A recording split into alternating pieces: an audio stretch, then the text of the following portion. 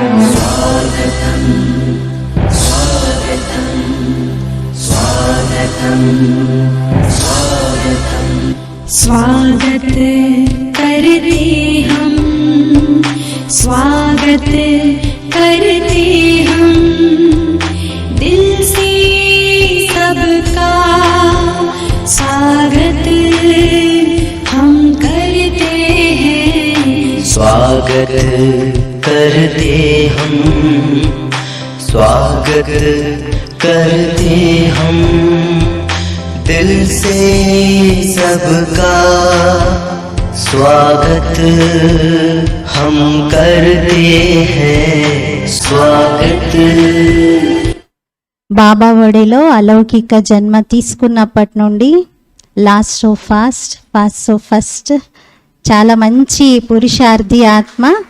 మీరు చూసారు కదా, మురళి అంతా ఎంత ఏకాగ్రంగా కూర్చొని అక్కయ్య వింటున్నారు. అలా జన్మ తీసుకున్నప్పటి నుండి ఖమ్మంలో అక్కయ్య జన్మ తీసుకున్నారు. 7 సంవత్సరాలు అయిందనుకుంటా, 7 years. మరి అక్కడ జన్మ తీసుకొని అప్పటి నుండి మరి అన్నయ్య అయితే అజయ్ కుమార్ గారు అప్పుడు ఆ సమయంలో ఎమ్మెల్యేగా ఉన్నారు, ఇప్పుడు మినిస్టర్గా ఉన్నారు. అప్పటి నుండి చాలా విశేషమైనటువంటి సేవలు అక్కయ్య చేశారు. విశేషమైనటువంటి వ్యక్తుల ద్వారా విశేషంగా ప్రభావం పడుతుంది. మరి అలా అక్కయ్య అన్నయ్య అజయ్ కుమార్ అన్నయ్య వసంత లక్ష్మి అక్కయ్య చాలా గొప్ప సేవలు చేశారు. మన మొత్తం తెలంగాణ స్టేట్లో చాలా చోట్ల చేశారు. వర్తమాన సమయంలో అయితే హైదరాబాద్లో ఉంటున్నారు. బంజారా హిల్స్లో సెంటర్కి రోజు వెళ్తూ ఉంటారు అక్కయ్య.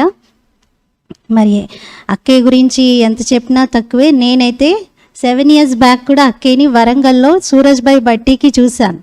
అప్పుడు చాలా నార్మల్గా వచ్చేసి అక్కయ్య క్రింద కూర్చున్నారు అందరు బీకేస్తో పాటు. నేను ఎవరో అని అనుకున్నాం. తర్వాత గీత అక్కయ్య పరిచయం చేశారు. అప్పుడు చాలా అందరు అక్కయ్యలము కొంచెం అయ్యో ఇదేంటి మేము చూసుకోలేదు, ఎవరనేది కూడా తెలీదు అని. అంటే అంత హంబుల్, అంత వినమ్రమైనటువంటి వ్యక్తి. మరి ఖమ్మంలో మమతా మెడికల్ కాలేజ్ ఉంది, ఆ కాలేజ్ అలాగే హైదరాబాద్లో కూడా వీరిది హాస్పిటల్ ఉన్నాయి. వాళ్ళ కుమారుడు కూడా డాక్టర్గా చేస్తూ ఉన్నారు. మరి అక్కయ్య వాళ్ళ కాలేజ్లో నేను ఒకసారి సేవకు కూడా వెళ్ళాను, 3 years బ్యాక్ అనుకుంటా, డెంటల్ కాలేజ్లో. చాలా డి అడిక్షన్ ప్రోగ్రామ్కి. సో అలా చాలా విశేషమైనటువంటి ఫ్యామిలీ. వారి ఫ్యామిలీలోనే ఇంకొక అక్కయ్య కూడా ఉండేవారు, రాధిక అక్కయ్య. ఆ అక్కయ్య కూడా చాలా విశేషంగా సేవ చేస్తూ అక్కయ్యని జ్ఞానంలో తీసుకొచ్చారు. మరి అక్కయ్య మాటల్లో మనం విందాము అక్కయ్య యొక్క అనుభవాన్ని. మధుబన్లో కూడా ప్రత్యేకంగా అన్నయ్య అక్కయ్య ఇద్దరూ వెళ్ళి, మొన్న కూడా వెళ్ళి పాండవ్ భవన్లో ఉండి అక్కడ ఓం శాంతి భవన్లో అనుభవం వినిపించారు. అది మనం అందరం విన్నాము. మరి రీసెంట్గా ఏదైతే శాంతి సరోవర్లో స్టూడియో ఓపెనింగ్ జరిగిందో అది అక్కయ్య ద్వారా ఓపెనింగ్ చేయించారు. మరి చాలా విశేషమైనటువంటి ఆత్మను, అమూల్యమైన రత్నాన్ని బాబా ఎంచుకున్నారు. బాబా పరివారంలో ఉన్నారు. మరి అక్కయ్య మాటల్లో మనము విందాం. ఓం శాంతి. ముందుగా బాబాకి కృతజ్ఞతలు, లావణ్యకి, ఏలూరు బ్రాహ్మణ పరివారానికి హృదయపూర్వక కృతజ్ఞతలు ఇంత మంచి స్వాగతం ఇచ్చినందుకు. నేను తణుకులో పుట్టాను, చుట్టూరి వారి ఫ్యామిలీలో. మా పెద్ద తాతగారు ఏలూరు ఇంద్రయ్య గారు, ఆయన ఇంటి పేరు కూడా ఏలూరుగా మారిపోయింది, చుట్టూరు ఇంద్రయ్య గారు. క్రిమినల్ లాయర్ ఆయన. ఆ రోజుల్లో మా తాతగారులందరూ లండన్ వెళ్ళి చదువుకుని వచ్చినారు. చాలా ఫేమస్ ఉండేది ఫ్యామిలీ. తర్వాత డౌన్ఫాల్ కూడా జరిగింది. నేను జన్మ తీసుకున్నప్పుడు ఫ్యామిలీ చాలా పాపులర్ ఉండేది. కానీ ఫ్యామిలీలో చాలా కోపము, అహంకారము, క్రోధము, చదువు కన్నా కూడా అవి ఎక్కువ రాజ్యం చేసేది. సో నాన్నగారు కూడా చాలా మంచి వ్యక్తే కానీ కోపము ఉండేది. ఆ కోపానికి భయపడేవాడు అందరూ. కానీ నాన్న మనసు చాలా మంచిది. చిన్నప్పటి నుంచి నాన్నతో నాకు చాలా అటాచ్మెంట్ ఉండేది, చాలా అటాచ్మెంట్. ప్రతిదీ చిన్నప్పుడు స్కూల్లో ఏం జరిగినా నాన్నగారితో షేర్ చేసుకునేదాన్ని. అంత అటాచ్మెంట్ ఉంది. కానీ నాకు కొంచెం వయసు వచ్చేటప్పటికే, బాగా ఊహొచ్చేటప్పటికే నాన్నగారికి ఆరోగ్యం బాగుండేది కాదు. సో ఆయన కోసం నేను 4th క్లాస్లోనే ఉపవాసాలు చేయటం, శుక్రవారం శనివారం ఉపవాసం ఉండటం, పూజ చేయటం, ఇలాంటివన్నీ చేసేదాన్ని. భక్తి అనేది అంత అని చెప్పలేను, కానీ నాన్న కోసం అయితే చేసేదాన్ని. తర్వాత నాకు 12 ఏళ్ళ వయసు వచ్చేటప్పటికి నాన్నగారు శరీరం వదలటం జరిగింది. నేను చాలా యాక్టివ్ ఉండేదాన్ని. నాన్నగారితో పాటు పాలిటిక్స్లో కూడా తిరుగుతూ ఉండేదాన్ని, వెళ్ళేదాన్ని ప్రతిదానికి. మా ఇంట్లో ఫ్యామిలీలో మొత్తంలో నేను ఒక్కదాన్నే బయటకు వచ్చేదాన్ని. తణుకులో టౌన్ హాల్ మాదే, అక్కడికి కూడా వెళ్ళేదాన్ని. అక్కయ్యలు అందరూ కూడా, మా అక్కలు అందరూ కూడా ఇంట్లోనే ఆడుకునే వాళ్ళు, బయటికి రావాలని కూడా వాళ్ళకి ఆలోచన ఉండేది కాదు. కానీ నేను స్పీడ్ ఉండేదాన్ని. కానీ నాన్నగారు పోయిన తర్వాత నేను చాలా కామ్ అయిపోయాను, చాలా బలహీనం పడిపోయాను, చాలా ఇన్సెక్యూర్డ్గా ఉండేదాన్ని. ఎవరైనా కొంచెం గట్టిగా అరిచినా కూడా నా హార్ట్ బీట్ నాకే వినిపించడం, కళ్ళంట నీళ్ళు వచ్చేసాయి. సో దూరంగా ఉండేదాన్ని. స్కూల్లో పిల్లలతో మాత్రం హ్యాపీగా ఉండేదాన్ని, ఇంట్లో మాత్రం ఎవరితోనూ ఎక్కువ మాట్లాడేదాన్ని కాదు. సో నా అమ్మ కూడా నాన్నగారు పోయారని మేమిద్దరమే, మా అక్క నేను, తొందరగా మ్యారేజెస్ చేసేసారు. సో పువ్వాడ నాగేశ్వరరావు గారి 2వ కొడుకు పువ్వాడ అజయ్ కుమార్ గారితో నేను ఇంటర్ చదువుతున్నప్పుడు నాకు వివాహం జరిగిపోయింది. కానీ అన్నయ్య కొంచెం అండర్స్టాండింగ్ ఉండేవారు. నేను భయంగా ఉంటున్నానని చెప్పి చాలా సపోర్ట్ చేశారు. నన్ను మళ్ళీ తిరిగి ఇంటర్ చదువుకోవడానికి పంపించారు. చైతన్యలో చదివేదాన్ని నేను, 91-92 బ్యాచ్. ఎడ్యుకేషన్ అయిపోయింది. ఇంటర్ అయిపోయిన తర్వాత నేను హైదరాబాద్ వచ్చిన తర్వాత నేను డిగ్రీ జాయిన్ అయ్యాను. కొంచెం అన్నయ్య ఫ్రెండ్లీగా ఉండటము, మేమిద్దరం కొంచెం ఆయనతో ఫ్రీ అవ్వటము, నాకంటూ ఒకరు ఉన్నారని మళ్ళీ ఒక ధైర్యం రావటము జరిగింది.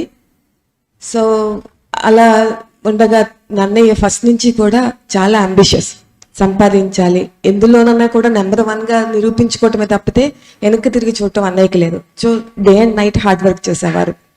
ఫ్యామిలీ వచ్చేసి రాజకీయ పరివారమే, కానీ ఫైనాన్షియల్గా అంత సౌండ్ ఫ్యామిలీ కాదు. మాది ఇక్కడ తణుకులో మాది ఫైనాన్షియల్గా స్ట్రాంగ్ ఫ్యామిలీ. సో అన్నయ్య మాత్రం కష్టపడి ఇదంతా సాధించారు. ఈరోజు ఇంత ఫైనాన్షియల్గా మేము పొలిటికల్గా కూడా ఇంత స్ట్రాంగ్గా ఉన్నాము అని అంటే దానికి అన్నయ్య కారణం. ఆ విధంగా లైఫ్ జరుగుతూ ఉండగా నాకు డిగ్రీ కంప్లీట్ అయింది. నేను ఫస్ట్ టైం ప్రెగ్నెన్సీ కన్సీవ్ అయింది. అన్నయ్యకి పెద్ద రోడ్ యాక్సిడెంట్ జరిగింది. 2 కళ్ళల్లోనూ గాజు పెనుకులు గుచ్చుకుపోయాయి. వస్తాయో రావో తెలియదు. మళ్ళీ నాలో భయం స్టార్ట్ అయింది, ఇన్సెక్యూరిటీ స్టార్ట్ అయింది. అన్నయ్య 1 సంవత్సరం వరకు మంచంలోనే ఉన్నారు. సో ఆయన సేవ తర్వాత నేను పాప పుట్టింది. ఫస్ట్ మాకు పాప పుట్టింది. 1 ఇయర్ తర్వాత ఆయన చాలా విల్ పవర్, శరీరాన్ని, ప్రకృతిని జీతాన్ని అంటే శరీరాన్ని జయించడం అని బాబా చెప్తూ ఉంటారు. అది అన్నయ్య అక్షర సత్యంగా నిరూపించి చూపించారు. అంత యాక్సిడెంట్ అయి కూడా కనీసం బాధపడేవారు కాదు, అని మునిగేవారు కూడా కాదు. అలా సహించి అలాగే పడుకుని ఉండేవారు.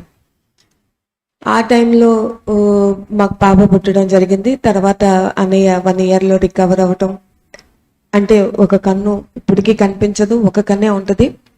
అయినా కూడా ఆయన విల్ పవర్తో చాలా ముందుకి వెళ్ళిపోయారు ఆయన.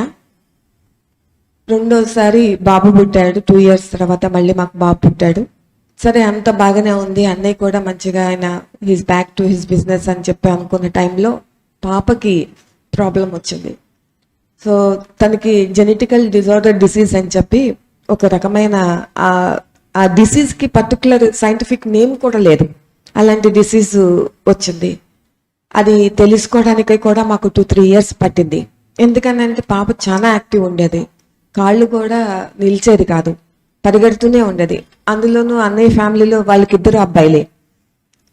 మొదటి అమ్మాయి ఫ్యామిలీలో పుట్టింది. అందుకని మా అత్తగారు మామగారు కూడా చాలా ప్రేమగా చూసుకునేవారు. పిల్లని అసలు వదిలేవాళ్ళు కాదు. అంత యాక్టివ్గా ఉండే పాప 5 ఇయర్స్ వచ్చేటప్పటికి స్లోగా స్పీచ్ తగ్గిపోవటము, నడక తగ్గిపోవటము, పరిగెడుతూనే ఉండేది. అసలు అలాంటి నడవడమే అన్ఈవెన్గా నడవటము స్టార్ట్ అయింది. ఏం జరిగింది, ఎలా జరిగిందో తెలియక చాలా చోట్ల తిరిగాము. ఫైనల్గా 2 ఇయర్స్ పోయిన తర్వాత ఒక మనది సెరెబ్రల్ పెరాలసిస్ అని చెప్పి గైడ్ చేయడం జరిగింది. సో పురోహిత్ గారిని కలిసినప్పుడు ఆయన చెప్పారు, ఇది జెనెటికల్ ప్రాబ్లము, మీరు బెంగళూరు నిమ్హాన్స్కి వెళ్ళండి అని చెప్పడం జరిగింది. అక్కడికి వెళ్ళిన తర్వాత తెలిసింది, పెద్దగా విదేశాలు తీసుకెళ్లాలని కూడా మేము రెడీ ఉన్నాము, యుఎస్ తీసుకెళ్తాము అని అంటే ఆయన అన్నారు, పెద్దగా చేయడానికి ఏమీ లేదమ్మా, ఈ డిసీజ్ కొన్ని కోట్లలో ఎవరో ఒకరికి వస్తుంది, మీకు సంబంధం లేదు, మీకు రిలేషన్ లేదు, ఏమీ లేదు, and your young and energetic, ఆరోగ్యం ఇది అంతా బాగుంది, హిస్టరీ ఫ్యామిలీ హిస్టరీ అంతా కూడా బాగుంది, అయినా వచ్చింది అని అంటే ఇది కేవలం రాతనే చెప్పాలి. ఎక్కడికి వెళ్ళినా కూడా ఏమీ చేయడానికి ఉండదు. ఈ పాప పెరిగే కొలది తన అవయవాలు పనిచేయటం తగ్గిపోతూ ఉంటుంది, దానికి ట్రీట్మెంట్ లేదు. Nervous system and muscle system రెండు ఎఫెక్ట్ అయినాయి తనకి. సో ఏమి చేయడానికి లేదు. మీరు అమెరికా తీసుకెళ్తే వాళ్ళు యాజ్ పర్ వాళ్ళ లా ప్రకారము వాళ్ళు బేబీని తీసేసుకుంటారు. విజిటర్స్గా మీరే వెళ్ళి చూడాల్సి వస్తుంది, వాళ్ళ లా అలా ఉన్నది, ఇది రేర్ డిసీజ్. సో వాళ్ళు ఎక్స్పెరిమెంట్ కోసం తీసేసుకుంటారు. కాబట్టి మీరు ఎక్కడికి తీసుకెళ్ళకండి, ఉన్నంత వరకు హ్యాపీగా ఉంచండి, అంతకు మించి మీరు ఏమీ చేయలేరు అని చెప్పారు. సో అదే టైంలో అన్నయ్యకి బాబు పుట్టినప్పుడే అన్నయ్యకి మెడికల్ కాలేజ్ పర్మిషన్స్ వచ్చినాయి. అది ఖమ్మంలో ఎస్టాబ్లిష్ అయ్యింది. నేను ఫస్ట్ నుంచి హైదరాబాద్లో ఉండేది. ఫస్ట్ నుంచి అన్నయ్య కెరియర్ హైదరాబాద్లోనే స్టార్ట్ అయింది. సో నేను హైదరాబాద్లో ఉన్నాను. సో నన్ను పిల్లల్ని వదిలిపెట్టి అన్నయ్య ఖమ్మంలో ఉండేవారు. వీక్ మొత్తము సాటర్డే వరకు ఖమ్మంలో ఉండేవారు, సండే ఒక్క రోజు వచ్చేవారు, మళ్ళీ మండే మార్నింగ్ వెళ్ళిపోయేవారు. పాప నాకు అప్పుడు 25 years 24 years అంతే. ఆ టైంలో జూబ్లీ హిల్స్లో నేను ఒక్కదానే ఉండేదాన్ని, ఫ్యామిలీ మొత్తం ఖమ్మంలోనే ఉండేది. అన్నయ్య కూడా ఖమ్మం వెళ్ళిపోయారు. పాపని నేనే చూసుకోవాల్సి వచ్చేది. ఏం చేయాలో ఎలా చేయాలో అర్థమయ్యేది కాదు. కానీ తన్ని హ్యాపీగా ఉంచాలి, అదొక్కటి మాత్రం లక్ష్యంగా పెట్టుకుని ఎవరున్నా ఎవరు లేకపోయినా నేనున్నాను అని చెప్పి పాపను చూసుకుంటూ ఉండేదాన్ని. పాప కోసమే డ్రైవింగ్ నేర్చుకున్నాను. ఎప్పుడు ఏ నిమిషం హాస్పిటల్ తీసుకెళ్లాలో కూడా తెలిసేది కాదు. అందుకని డ్రైవర్ అవైలబుల్గా ఉండేవాడు కాదని చెప్పి అప్పుడు పాప కోసమే డ్రైవింగ్ నేర్చుకున్నాను. అంత ధైర్యంగా పాప కోసం ఎలా ఉన్నానో తెలీదు, ఉన్నాను. నేను లేకపోతే నాకు బాగోపోతే తనకి ఎవరు చూడరు అని చెప్పి అంత అటెంటివ్గా ఉండేదాన్ని. ఆ టైంలో బాబు నార్మల్ కిడ్ ఉండేవాడు, ఆయనది చేసుకుంటూ ఈమెది చూసుకుంటూ ఉండేదాన్ని. సో ఫ్యామిలీలో కూడా చాలా డిస్టర్బెన్స్ ఉండేది. తర్వాత 2005లో పాప శరీరం వదిలింది. అప్పుడు మా ఆడపడుచు రాధికకి క్యాన్సర్ అని తెలిసింది. తను అప్పుడు నా దగ్గరే ఉన్నది, ఫస్ట్ ట్రీట్మెంట్కి నా దగ్గరే ఉన్నది. 3 months నేనే పెట్టుకుని చూసి పంపించాను. వాళ్ళు కూడా ఖమ్మంలోనే ఉండేవాళ్ళు. సో రాధిక మా హస్బెండ్కి ఫస్ట్ కజిన్, సొంత చిన్నాన్నగారి కూతురు. అయినా కూడా నేను ఆ ఖమ్మంలో లేకుండా హైదరాబాద్లోనే ఎక్కువ ఉండటం వల్ల పరిచయం అంతే తప్ప పెద్ద రిలేషన్ ఏమి అంత చనువు కూడా ఉండేది కాదు. తను అప్పుడు నా దగ్గర ఉన్నప్పుడు తను చాలా డిప్రెషన్లో ఉండేది. మరణం తనని చాలా భయస్తురాలను చేస్తుంది. కానీ నేనెప్పుడు మరణం కోసం చూస్తూ ఉండేదాన్ని. అప్పుడు అనుకునేదాన్ని మనసులను, కొంతమందికి మరణం శాపం, కొంతమందికి మరణం వరం అనుకునేదాన్ని. ఎప్పుడు కూడా ఇంట్లో నుంచి వెళ్ళిపోవాలనిపించేది. హంస ఉన్నప్పుడు తెలియలేదు, తనతో బిజీగా ఉన్నాను. హంస శరీరం వదిలిపెట్టిన తర్వాత అసలు నేను ఎందుకు ఉంటున్నాను, నా వల్ల ఉపయోగం ఏముంది? ఆయన ఖమ్మంలో ఉంటున్నాడు. బాబు కూడా చాలా తెలివైన వాడు, ఇండిపెండెంట్. తను ఫస్ట్ క్లాస్ నుంచే ఇండిపెండెంట్గా పక్క గదిలో పడుకునేవాడు, ఇండిపెండెంట్గా తన పనులన్నీ తను చేసేసుకునేవాడు. సో పెద్ద ఏమున్నది అనిపించేది. హంస పోయిన తర్వాత నేను ఉండడం కూడా అనవసరం అనిపించేది. హంసని క్రిమేషన్ అప్పుడు వెళ్ళినప్పుడు మట్టి వేయమన్నప్పుడు ఈ చెయ్యి మట్టి వేయడానికి తప్ప దేనికి పనికి రాలేదని చెప్పి లాట్ ఆఫ్ డిప్రెషన్ అనమాట. తోడు లేదు, ఒంటరితనం, ఎవరు ఉండేవాళ్ళు కాదు, అందరూ సంపాదనలోనే ఉండేవాళ్ళు. నీకోసం నీ పిల్లల కోసం సంపాదిస్తున్నాను అనేవారు. నాకు చాలా నవ్వొచ్చేది. ఉండాల్సిన బిడ్డే లేదు, ఇంకెవరి కోసము అనిపించేది. సో ఫస్ట్ నుంచి ఈ ఆస్తి ఈ అంతస్తుల మీద నాకంత ఇదేమీ ఉండేది కాదు. నేను ఎప్పుడు మానసిక సంతోషాన్నే కోరుకున్నాను. రిలేషన్స్ ఆర్ వెరీ ఇంపార్టెంట్ అనుకునేదాన్ని. కానీ ఆ రిలేషన్సే నాకు సరిగ్గా ఉండేవి కాదు. ఉన్నా కూడా దూరంగా ఇట్లా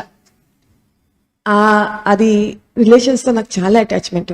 అమ్మ నాన్న, తర్వాత అన్నయ్య, అక్క, అన్నదమ్ములు, కజిన్స్ అయినా కూడా అందరం ఒక ఇంట్లోనే ఉండటం వల్ల అటాచ్మెంట్ చాలా ఉండేది. అదేవిధంగా హన్సతో కూడా నాకు చాలా అటాచ్మెంట్. హన్స వెళ్ళిపోయింది. సో నేను ఎందుకు ఉండాలి అని అనుకునేదాన్ని, నేను ఉండాలి అని అనుకునేది. ఇద్దరం క్వైట్ ఆపోజిట్ మూడ్స్ లో ఉన్నాము. 6 months 3 months తను నా దగ్గర ఉన్నది. అప్పుడు తన కళ్ళలోకి చూడాలంటే కూడా భయం వేసేది. అంత డిప్రెషన్, నాకన్నా ఎక్కువ సఫరింగ్ ఉండేది తనకి. ముఖంలో చూసి మాట్లాడలేకపోయేదాన్ని. అలాంటి అక్కయ్య అయిపోయింది, 1 year అయిపోయింది, వెళ్ళిపోయింది ట్రీట్మెంట్ అంతా. క్యాన్సర్ తనకి మజిల్లో వచ్చింది, ఇక్కడ రిబ్స్ కింద. సో తీసేసారా, అయిపోయింది అనుకున్నారు. కానీ మళ్ళీ ఖచ్చితంగా నెక్స్ట్ ఇయర్ 1 yearకి మళ్ళీ ఇంకొక ప్లేస్లో క్యాన్సర్ వచ్చింది. సో సెకండ్ టైం తన సర్జరీకి వచ్చినప్పుడు అక్కడ కూడా మజిల్లోనే వచ్చింది, తీసేసి అప్పుడు కీమో ఇచ్చారు. ఫస్ట్ టైం కీమో ఇవ్వలేదు. సో కీమో సఫరింగ్ అంతా ఉన్నది, చూసాము, అంత అయిపోయింది. మళ్ళీ 3rd year మళ్ళీ వచ్చేసింది. అప్పుడు రీసెర్చ్ చేసి సర్వైకల్ క్యాన్సర్ అని, అది తనకి టిపికల్ సర్వైకల్ క్యాన్సర్, తీసినా కూడా ఇంకొక ప్లేస్లో వచ్చేస్తున్నది. సో కష్టము. 3rd సర్జరీ అయిన తర్వాత డాక్టర్ డిక్లేర్ చేశారు, ఎప్పుడైతే మజిల్స్లో వచ్చింది నెక్స్ట్ టైం నుంచి వైటల్ ఆర్గన్స్ని టచ్ చేస్తుంది, ఆర్గన్స్ని తీసుకుంటూ వెళ్ళిపోతే తనకి క్వాలిటీ లైఫ్ ఉండదు. సో హార్డ్లీ 1 or 2 years, అంతకన్నా లైఫ్ లేదని చెప్పేశారు. తను బసవతారకం క్యాన్సర్ హాస్పిటల్లోనే ట్రీట్మెంట్ చేయించుకుంది. 3rd టైం తను చాలా ఇదైపోయింది. ఫస్ట్ నుంచి ఉండేది, ఇప్పుడు ఇంకా ఏమి చేయడానికి లేదు అని తెలిసిన తర్వాత ఇంకా డిప్రెషన్లో ఉన్నప్పుడు ఆ హాస్పిటల్లో నర్సు చెప్పింది, మేడం మీరు చాలా బాధపడుతున్నారు, ఈ వెనక ఏదో సెంటర్ ఉన్నది బ్రహ్మకుమారి వాళ్ళది, అది నాకైతే తెలియదు, కానీ ఇక్కడి నుంచి చాలా మంది వాళ్ళు అక్కడికి వెళ్తున్నారు, వెళ్ళిన వాళ్ళు మాత్రం చాలా హ్యాపీగా ఉంటున్నారు, కొంతమంది ఈ క్యాన్సర్ క్యూర్ అయిన వాళ్ళు కూడా ఉన్నారు, ఈ వెనకే ఉన్నదండి అని చెప్పడం జరిగింది. సో మా ఫ్యామిలీ వచ్చేసి, అజయ్ గారి ఫ్యామిలీ వచ్చేసి కమ్యూనిస్ట్ ఫ్యామిలీ, వాళ్ళకి అసలు దేవుడే లేదు. నేనే వెళ్ళి దీపం పెట్టి పూజ చేసేదాన్ని ఇంట్లోనూ. సో హన్సకి బాగోపోయినప్పటి నుంచి నేను చాలా సిన్సియర్గా షిరిడి సాయిబాబాని ఎక్కువ బుక్ చదువుతూ ఉండేదాన్ని, చరిత్ర చదువుతూ ఉండేదాన్ని, పూజ చేసేదాన్ని. కార్తీక మాసం ఒకటి చాలా సిన్సియర్గా చేసేదాన్ని. కార్తీక మాసం పుస్తకం చదివినప్పుడు నచ్చలేదు. ఫస్ట్ డే డైరెక్షన్ అక్క చెప్పినట్టు మొదలు పెట్టాను. ఆ పుస్తకము చదివి దీపాలు పెట్టమనేవాళ్ళు. ఆ దీపాలు పెట్టడం నాకు చాలా నచ్చేది, కానీ ఆ పుస్తకంలో మ్యాటర్ నాకు నచ్చేది కాదు. ఎన్నో జన్మలు, ఎన్నో లక్షల జన్మలు, కోడి, కుక్క, పంది, ఎలుక, తర్వాత బ్రహ్మ రాక్షసుడు, ఆ తర్వాత మానవ జన్మ వస్తుందని, తర్వాత ఎన్ని పాపాలన్నా చేసేయచ్చు, కార్తీక సోమవారం దీపం పెడితే అంత ఇదైపోతుందని, ఇది నాకు ఫస్ట్ నుంచి నచ్చేది కాదు. నేను బాబాకి చెప్పేదాన్ని, బాబా ఇది చదవాలి, దీపం పెట్టాలి అన్నారు కాబట్టి చదువుతున్నాను, పాపమో పుణ్యమో నాకు తెలియదు, పాపం ఉంటే నాకు ఇవ్వండి, ఇందులో 1% పుణ్యం ఉంటే దీపాలు పెట్టిన పుణ్యం ఉన్నది, హన్సకి ఇవ్వండి అని చెప్పి, నాకు నచ్చటం లేదు నేను చెప్పేస్తున్నాను అని చెప్పేసేదాన్ని. భగవంతుడికి అలా చెప్పడం బాబా నుంచి అక్కడి నుంచి స్టార్ట్ అయింది నాకు. సో నాకు నచ్చింది నేను చేసేదాన్ని కాదు, ఎక్కువ పెద్ద పెద్ద పూజలు చేసేదాన్ని కాదు, ఏదో 1-2 పాటలు పాడుకునేదాన్ని సింపుల్ గాను. అది కూడా వారానికి ఒక రోజు మానేసేదాన్ని. ఎంత కష్టపడుతున్నారు, రోజు ఒక్క పాటే విని నాకు బోర్ కొడుతుంది, మీరు రెస్ట్ తీసుకోండి నేను రెస్ట్ తీసుకుంటానని మానేసేదాన్ని పూజ చేయడం. అలాగే ఉండేది. మళ్ళీ నెక్స్ట్ డే మళ్ళీ చేసేదాన్ని. కానీ ఎక్కువ విష్ణు సహస్రనామాలు, లలిత సహస్రనామాలు నేర్చుకోలేదు, చాలా లెంతీ ఉండేవి అని. నేను చదవలేను, నేను కూర్చోలేను, నాకు కాళ్ళు నొప్పులు అని చెప్పేదాన్ని బాబాకి. అలా బాబాతో మాట్లాడటము, నా ప్రతి ఫీలింగ్ ఆయనతో షేర్ చేసు, ఎందుకంటే ఆయన ఒక్కరే, ఎవరు ఉండేవారు కాదు ఇంట్లో, నేను పిల్లలు. సో నా ప్రతి బాధ కూడా బాబాతో షేర్ చేసుకోవటం, షిరిడి బాబాతో షేర్ చేసుకోవటం అలవాటు ఉన్నది. అదే టైంలో అక్కయ్య బ్రహ్మకుమారికి వెళ్ళింది. వెళ్ళినప్పుడు తను వెళ్ళిన కోర్స్ కంప్లీట్ చేసి 1 week కోర్స్ అవ్వగానే తను ఇండిపెండెంట్గా రూమ్ తీసుకుని తన వంట తనే చేసుకుంటాం. తన ఇది తెలిసి ఓకే చేసుకుంటే మంచిదేలే, తనకి చేంజ్ ఉంటుందని అనుకున్నాం. కానీ నన్ను కలవలేదు. సర్జరీ అయిన తర్వాత వెళ్ళిపోయిన తర్వాత 8 monthsకి తన చెకప్ కోసం వచ్చింది. ఈలోగా ఫ్యామిలీలో అంతా ఇది బాగానే స్ప్రెడ్ అయింది. అంతవరకు మాకు బ్రహ్మకుమారి పేరు కూడా తెలీదు. ఫస్ట్ వచ్చింది రాధికక్కయ్య. తనేమి తింటలేదని, మనం బాక్స్ క్యారీ చేస్తాము, ఎక్కడ తినట్లేదని, అదని ఇదని ఈ నియమాల గురించి ఎక్కువ చెప్పుకునేవాళ్ళు. సో నాకు అవి పెద్ద ఇంపార్టెంట్. అరే తనకి శరీరమే, మనిషే చనిపోయే స్టేజ్లో ఉన్నది, తింటే ఏంటి తినకపోతే ఏంటి, తను స్ట్రాంగ్గా ఉన్నది, హ్యాపీగా ఉన్నది. ఎప్పుడు ఏడుస్తూనే బాధ ఉండేది, తనలో చాలా బాధ ఉండేది. ఎవరిని కలిసేది కాదు, ఫ్యామిలీలో అందరినీ కలవటం మానేసింది, ఫ్రెండ్స్ని దగ్గరికి కలవటం మానేసింది, ఫంక్షన్లు మానేసింది. 3 ఏళ్లలో తనని తను హైడ్ చేసేసుకుంది. అలాంటి మనిషి ఇప్పుడు యాక్టివ్గా తిరుగుతుంది, ఫంక్షన్స్కి వెళ్తున్నది. అది నాకు బాగా ఆలోచించేటట్టు చేసింది. నాలో కూడా ఫ్రస్ట్రేషన్ ఎక్కువైపోయింది. ఈ ఒంటరితనంతో ఫ్రస్ట్రేషన్ ఎక్కువ. నేను ఎందుకు ఉండాలి, ఎందుకు ఉండాలి, అవసరం ఏమున్నది అని చెప్పి న్యాచురల్గా గొడవలు కూడా స్టార్ట్ అవుతాయి. సో వాళ్ళకి అండర్స్టాండింగ్ ఉండేది కాదు, నాకు యాక్సెప్టెన్స్ ఉండేది కాదు. సో చాలా కోపం, ఎంత కోపం అని అంటే ఇలా ముట్టుకుంటే చాలు, నేను ఒక్కటే అని అంటే నేను 100 అనేదాన్ని, అట్లా ఉండేదాన్ని. సో అది కూడా నాకు నచ్చలేదు. కొన్ని రోజుల తర్వాత ఏంటి నేను ఇలాగైపోయాను, ఎంత బాగుండేదాన్ని, బాబా నా చేతిలో ఏమీ లేదు, మీ పుస్తకం ఎంత చదువుతున్నాను, సూక్తులు ఉన్నాయి, ఇవన్నీ చదువుతున్నాను, మీరు ఒక మాట అంటే ఏమైంది, నీకేమైనా గుచ్చుకుంటుందా అని అడుగుతున్నారు. మామూలుగా గుచ్చుకోవటం లేదు బాబా, గుణపం దిగినట్టు ఉంటుంది గుండెల్లోనూ, అంత పెయిన్ ఉంటుంది నాకు ఒక్క మాటకి. ఎందుకని నాకు తెలియటం లేదు, ఎందుకు ఇలాగైపోయానో నాకు తెలియటం లేదు, నా చేతుల్లో ఏమీ లేదు, నాకు ఇంకేదైనా కావాలి అని చెప్పి అడుగుతూ ఉండేదాన్ని. సో స్పిరిచువాలిటీ ఒక్కటే నాకు మార్గం అనిపించింది. నాకు ఇంకొక లైఫ్ ఉన్నది, చాలా అట్రాక్షన్స్ ఉన్నాయి, టైం పాస్ కూడా చేసుకోవచ్చు, తిరగచ్చు. ఈ లైఫ్ ఎందుకో నాకు నచ్చేది కాదు. 1-2 సార్లు వెళ్ళినా నేను ఇమ్మడలేకపోయాను. అక్కడ నేను ఒక అపరిచితురాల్లాగా నాకే అనిపించి వచ్చేసాను నేను. అలా ఆ లైఫ్కి అట్రాక్ట్ చేయలేదు నన్ను. స్పిరిచువాలిటీ కోసం వెతుకుతూ ఉన్నాను. అది ఆర్ట్ ఆఫ్ లివింగ్ దాంట్లో జాయిన్ అయ్యాను, పిరమిడ్ యోగాలో జాయిన్ అయ్యాను. ఒక 10-15 రోజులు నడిచింది, తర్వాత అది పోయింది. ఒక 3 నెలల తర్వాత క్రియాయోగము, నా ఫ్రెండ్ క్రియాయోగం చేస్తారు, క్రియాయోగము గురించి చెప్పి ఒక యోగి ఆత్మకథ బుక్ కూడా నేను చదివి అక్కడ మన ఇండియాలో ఉన్న యోగిలందరినీ ఇంటర్వ్యూ చేసి రాసిన బుక్ అది. సో అది కొంచెం బాగా అట్రాక్ట్ చేసింది. సో నేను అందులోకి వెళ్ళబోతున్న ముందు రోజు రాధిక వచ్చింది, చెకప్ కోసం వచ్చి తను నా దగ్గరికి వచ్చింది. నా దగ్గర ఉన్నప్పుడు రాధిక చాలా వీక్గా ఉండేది, కనీసం స్నానం కూడా చేయలేకపోయేది. నేనే పని మనిషిని పెట్టి స్నానం చేపించేదాన్ని. ఒక నైటీ కూడా క్యారీ చేసే అంత బాడీ అంత వీక్గా, మనిషి కూడా అంత మానసికంగా శారీరకంగా 2 విధాలుగా అంత వీక్గా ఉండేది రాధిక. 3 times సర్జరీ జరిగినప్పుడు కూడా నేను చూశాను తన్ని. కానీ బ్రహ్మకుమారిలోకి వచ్చిన తర్వాత after 6 months 8 months first time నేను రాధికని చూస్తున్నాను. వచ్చింది, తను మంచి చీర కట్టుకుని వచ్చి నా ఎదురుగుండా కూర్చున్నాను. ఒకప్పుడు రాధికని నేను 3 yearsలో నేను కళ్ళల్లో చూడాలంటేనే భయపడేదాన్ని, కిందకు చూస్తూ మాట్లాడేదాన్ని.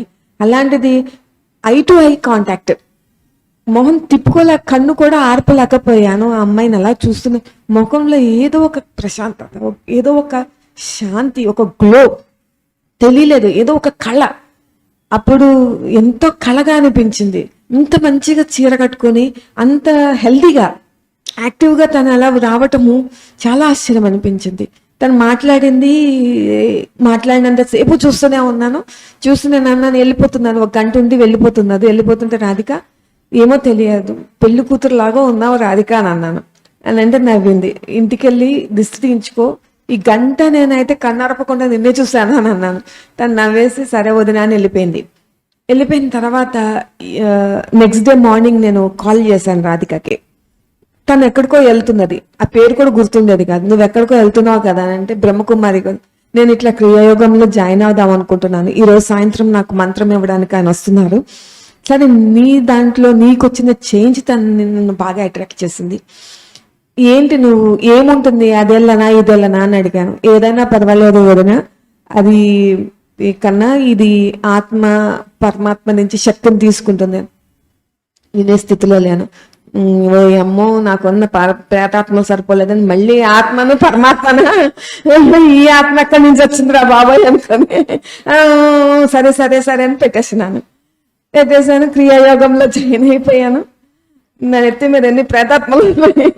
ఇట్లనే అనుకున్నాను, సేమ్ ఇదే వర్డ్ అనుకున్నాను. వెళ్ళి క్రియాయోగంలో జాయిన్ అయ్యాను. 3 months క్రియాయోగంలో బాగానే నడిచాను.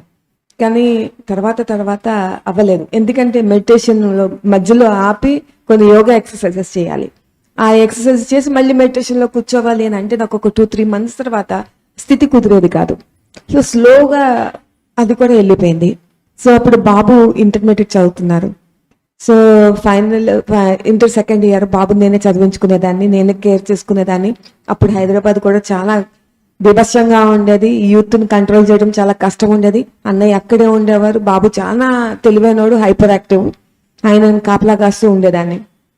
సో బ్రహ్మకుమారి సెంటర్కి 3 సార్లు వెళ్ళాను బంజారా హిల్స్కి. నాకు చాలా క్లోజ్ దగ్గర, జస్ట్ 4 minutes డ్రైవ్ నాకు. ఒక్కసారి వెళ్ళి అలా రౌండ్, ఓహో ఇది సెంటర్ అని చెప్పి వచ్చేసాను. మళ్ళీ ఇంకొకసారి వెళ్ళి గ్లాస్ దించి కిటికీలో నుంచి తొంగి చూసి వచ్చేసాను.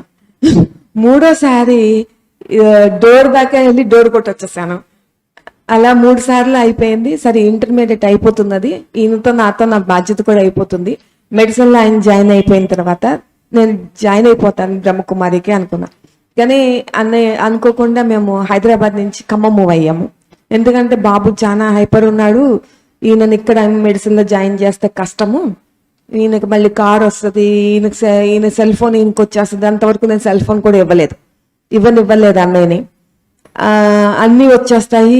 పెరిగాడు కదా, ప్రొఫెషనల్ కాలేజీకి వస్తే ఇంకా కష్టము, మగపిల్లాడు, మీరు ఎక్కడ ఉంటారో మేము అక్కడే ఉంటామని చెప్పి నేను పంతం పట్టాను.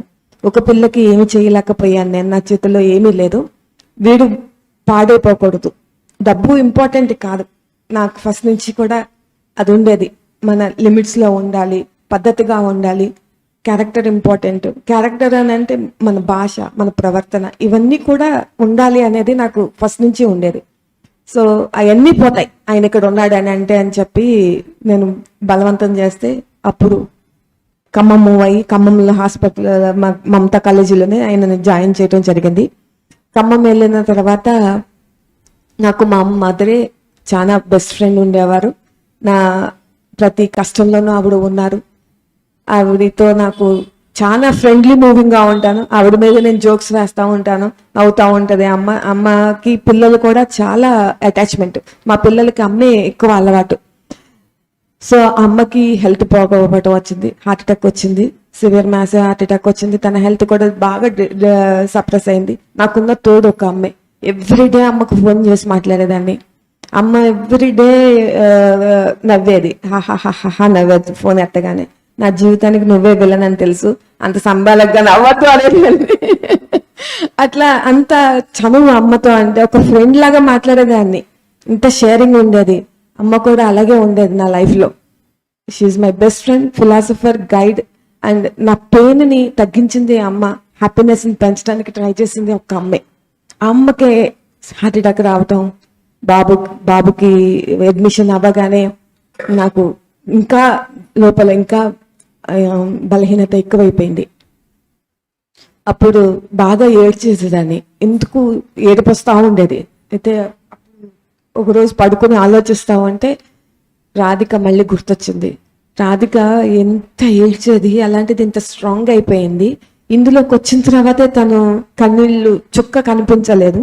నేను కూడా, నాకు కూడా అది కావాలి, నాకు బలం కావాలి. లోపల నన్ను బలహీనంగా ఉండటం ఇంత ఉన్నా కూడా నేను ఏడ్చేదాన్ని. ఇది నా బలహీనతే అని చెప్పి వెంటనే నేను ఖమ్మం సెంటర్కి వెళ్ళిపోయాను. అప్పుడు రాధిక హైదరాబాద్ చెకప్ కోసం వెళ్ళింది. నేను ఇక్కడ ఉన్నాను అక్క, పర్వాలేదు రాధిక అడ్రస్ చెప్పి వెళ్తానని చెప్పాను. అక్కడ ఫోన్ చేసి చెప్పారు, గీతక్కయ్యే నాకు కోర్సు తీసుకున్నారు, కోర్స్ చేయాలి, ఏమి తెలియదు, కోర్స్ ఉంటుంది అది ఉంటుంది ఏమి తెలియదు. అడ్రస్ తీసుకుని వెళ్ళిపోయాను. వెళ్ళేటప్పుడు ఒక 8 minutes లో సెంటర్ ఉన్నది ఖమ్మము. 8-7 minutes లో ఖమ్మం సెంటర్కి చేరుతాము ఇంటి దగ్గర నుంచి. కాలేజీలోనే ఉండేదాన్ని, ఒక చిన్న క్వార్టర్లోనే ఉన్నాము, ఎందుకంటే టెంపరీగా ఉంటాం కాబట్టి. సో స్టాఫ్ క్వార్టర్స్లోనే ఉన్నాను నేను. వెళ్ళినప్పుడు ఈ 7 minutes లో ఒక 100% బాబాని అడగాలి, తెలియదు, భగవంతుడని మాత్రం తెలుసు అంతే.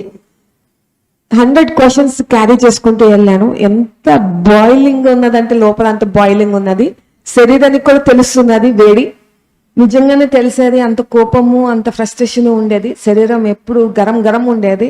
ఎవరైనా చెయ్యేస్తే కూడా ఏంటి ఇంత వేడిగా ఉన్నావు అనేవాళ్ళు, అట్లా ఉండేది. అంత బాయిలింగ్తో వెళ్ళాను. వెళ్తే నాకు ఏమో 7 days కోర్స్ తీసుకోవాలి అని అన్నారు. ఓకే అని అన్నాను. గీతకి వచ్చి కోర్స్ స్టార్ట్ చేశారు. ఫస్ట్ డే ఫస్ట్ లెసన్ ఆత్మ. ఆత్మగా నా పాత్ర ఏంటి అనేది తెలిసిన వెంటనే అసలు ఆ రోజు experience tons and tons of heavy load ఇట్లా డ్రాప్ అయినట్టు అనిపించింది. నా తల మీద ఏదైతే బరువు ఉన్నదో ఆ బరువు ఇలా పడిపోయినట్టు అనిపించింది. ఒకలాంటి ఎనర్జీ జనరేట్ అయింది. మొత్తం ఒళ్ళంతా కూల్ అయిపోయింది. తెలియదు ఆ ఎక్స్పీరియన్స్, అంత బ్యూటిఫుల్ ఎక్స్పీరియన్స్ అయ్యింది. ఇట్లా ఉన్నది అని అంటే ఒక చీకటిగా ఉన్న రూమ్లో లైట్ ఆన్ చేస్తే ఫ్రాక్షన్ ఆఫ్ సెకండ్లో లైట్ ఎలా విస్తరిస్తుందో అంత వెలుగులాగా విస్తరించింది నా బాడీలో, నా బ్రెయిన్లో, నా మనసులో. ఇంత చిన్న విషయం కోసమా ఇన్ని సంవత్సరాలు నేను ఏడ్చింది అనిపించింది. చాలా ఇదిగా అనిపించింది. సో ఫస్ట్ డే కోర్స్ అయిపోయిన తర్వాత బాబాని ఇంట్రడ్యూస్ చేశారు. శివ బాబా అన్నారు, బ్రహ్మ బాబా అన్నారు. బ్రహ్మ బాబాని అయితే నేను ఫస్ట్ యాక్సెప్ట్ చేయలేదు, నాకు షిరిడి బాబానే అనేది అంటుంది. సో చెప్పారు, ఈయన మీడియేటర్, సంస్థ స్థాపకుడు, మీరు ఏదైనా చెప్పుకోవాలనుకుంటే బాబాకి చెప్పుకొని వెళ్ళండి అని అన్నారు. ఒక 5 minutes ఏం మాట్లాడలేకపోయాను. బాబా లైట్ శివబాబానే చూస్తూ ఉన్నాను. సో చూస్తూ ఒకటే అన్న, నేను 100 ప్రశ్నలు అడుగుదామని ప్రిపేర్ అయ్యి వచ్చాను. ఇప్పుడు ఒక్క ప్రశ్న కూడా గుర్తు రావట్లేదు. 5 minutes నుంచి ఆలోచిస్తున్నాను ఏం అడగాలి అని, రావట్లేదు. బాబా నేనైతే మీ దగ్గరికి వచ్చాను. మీ రూల్స్, మీ సంస్థ నుంచి రూల్స్, ఈ సంస్థ నుంచి రూల్స్ అయితే తెలుసు నాకు, కానీ బాబా నేను ఏమీ చేయలేని స్థితిలో ఉన్నాను. కానీ నాకు గ్రౌండ్ ఎట్లాగా తయారు చేశారంటే బాబా ఫస్ట్ నుంచి కూడా ఎక్కువ లైట్ తీసుకుంటాను, ఏది పట్టుకొని ఉండను. ఒక్క మనిషి వ్యక్తులను తప్పితే విషయాలని, అంతస్తు, స్టేటస్, ఈ బ్రహ్మచర్యము ఇవన్నీ నాకు పెద్ద విషయం ఏమీ కాదు. నేను అన్నీ చేసుకుంటూనే ఉన్నాను. నాకు గ్రౌండ్ ముందే అయ్యి ఇందులో స్టెప్ వేసాను నేను. సో నాకు ఆహారం ఒకటి పెద్ద ప్రాబ్లం ఉండేది. అది ఏది తినద్దు అనుకుంటానో దానికి 10 times తినటం మొదలు పెట్టాను నేను. సో నా పరిస్థితి అలాగున్నది బాబా. మనకి ఫస్ట్ ఫుడ్డే కదా, నా పరిస్థితి అలా ఉన్నది. ఏది తినద్దు అని అనుకుంటున్నానో దాని మీదకే వెళ్ళిపోతుంది. ఏది పెట్టుకోవద్దు అనుకుంటున్నానో అదే కొనుక్కుని కావాలని మరి ఎక్కువ చేసుకుంటూ పోతున్నాను. నా స్థితి అలా ఉన్నది, మీకు తెలుసు. నేనైతే చాలా లోపల ఖాళీ ఉన్నాను. నాలో శక్తి అస్సలు లేదు, లోపల ఖాళీ ఉన్నాను.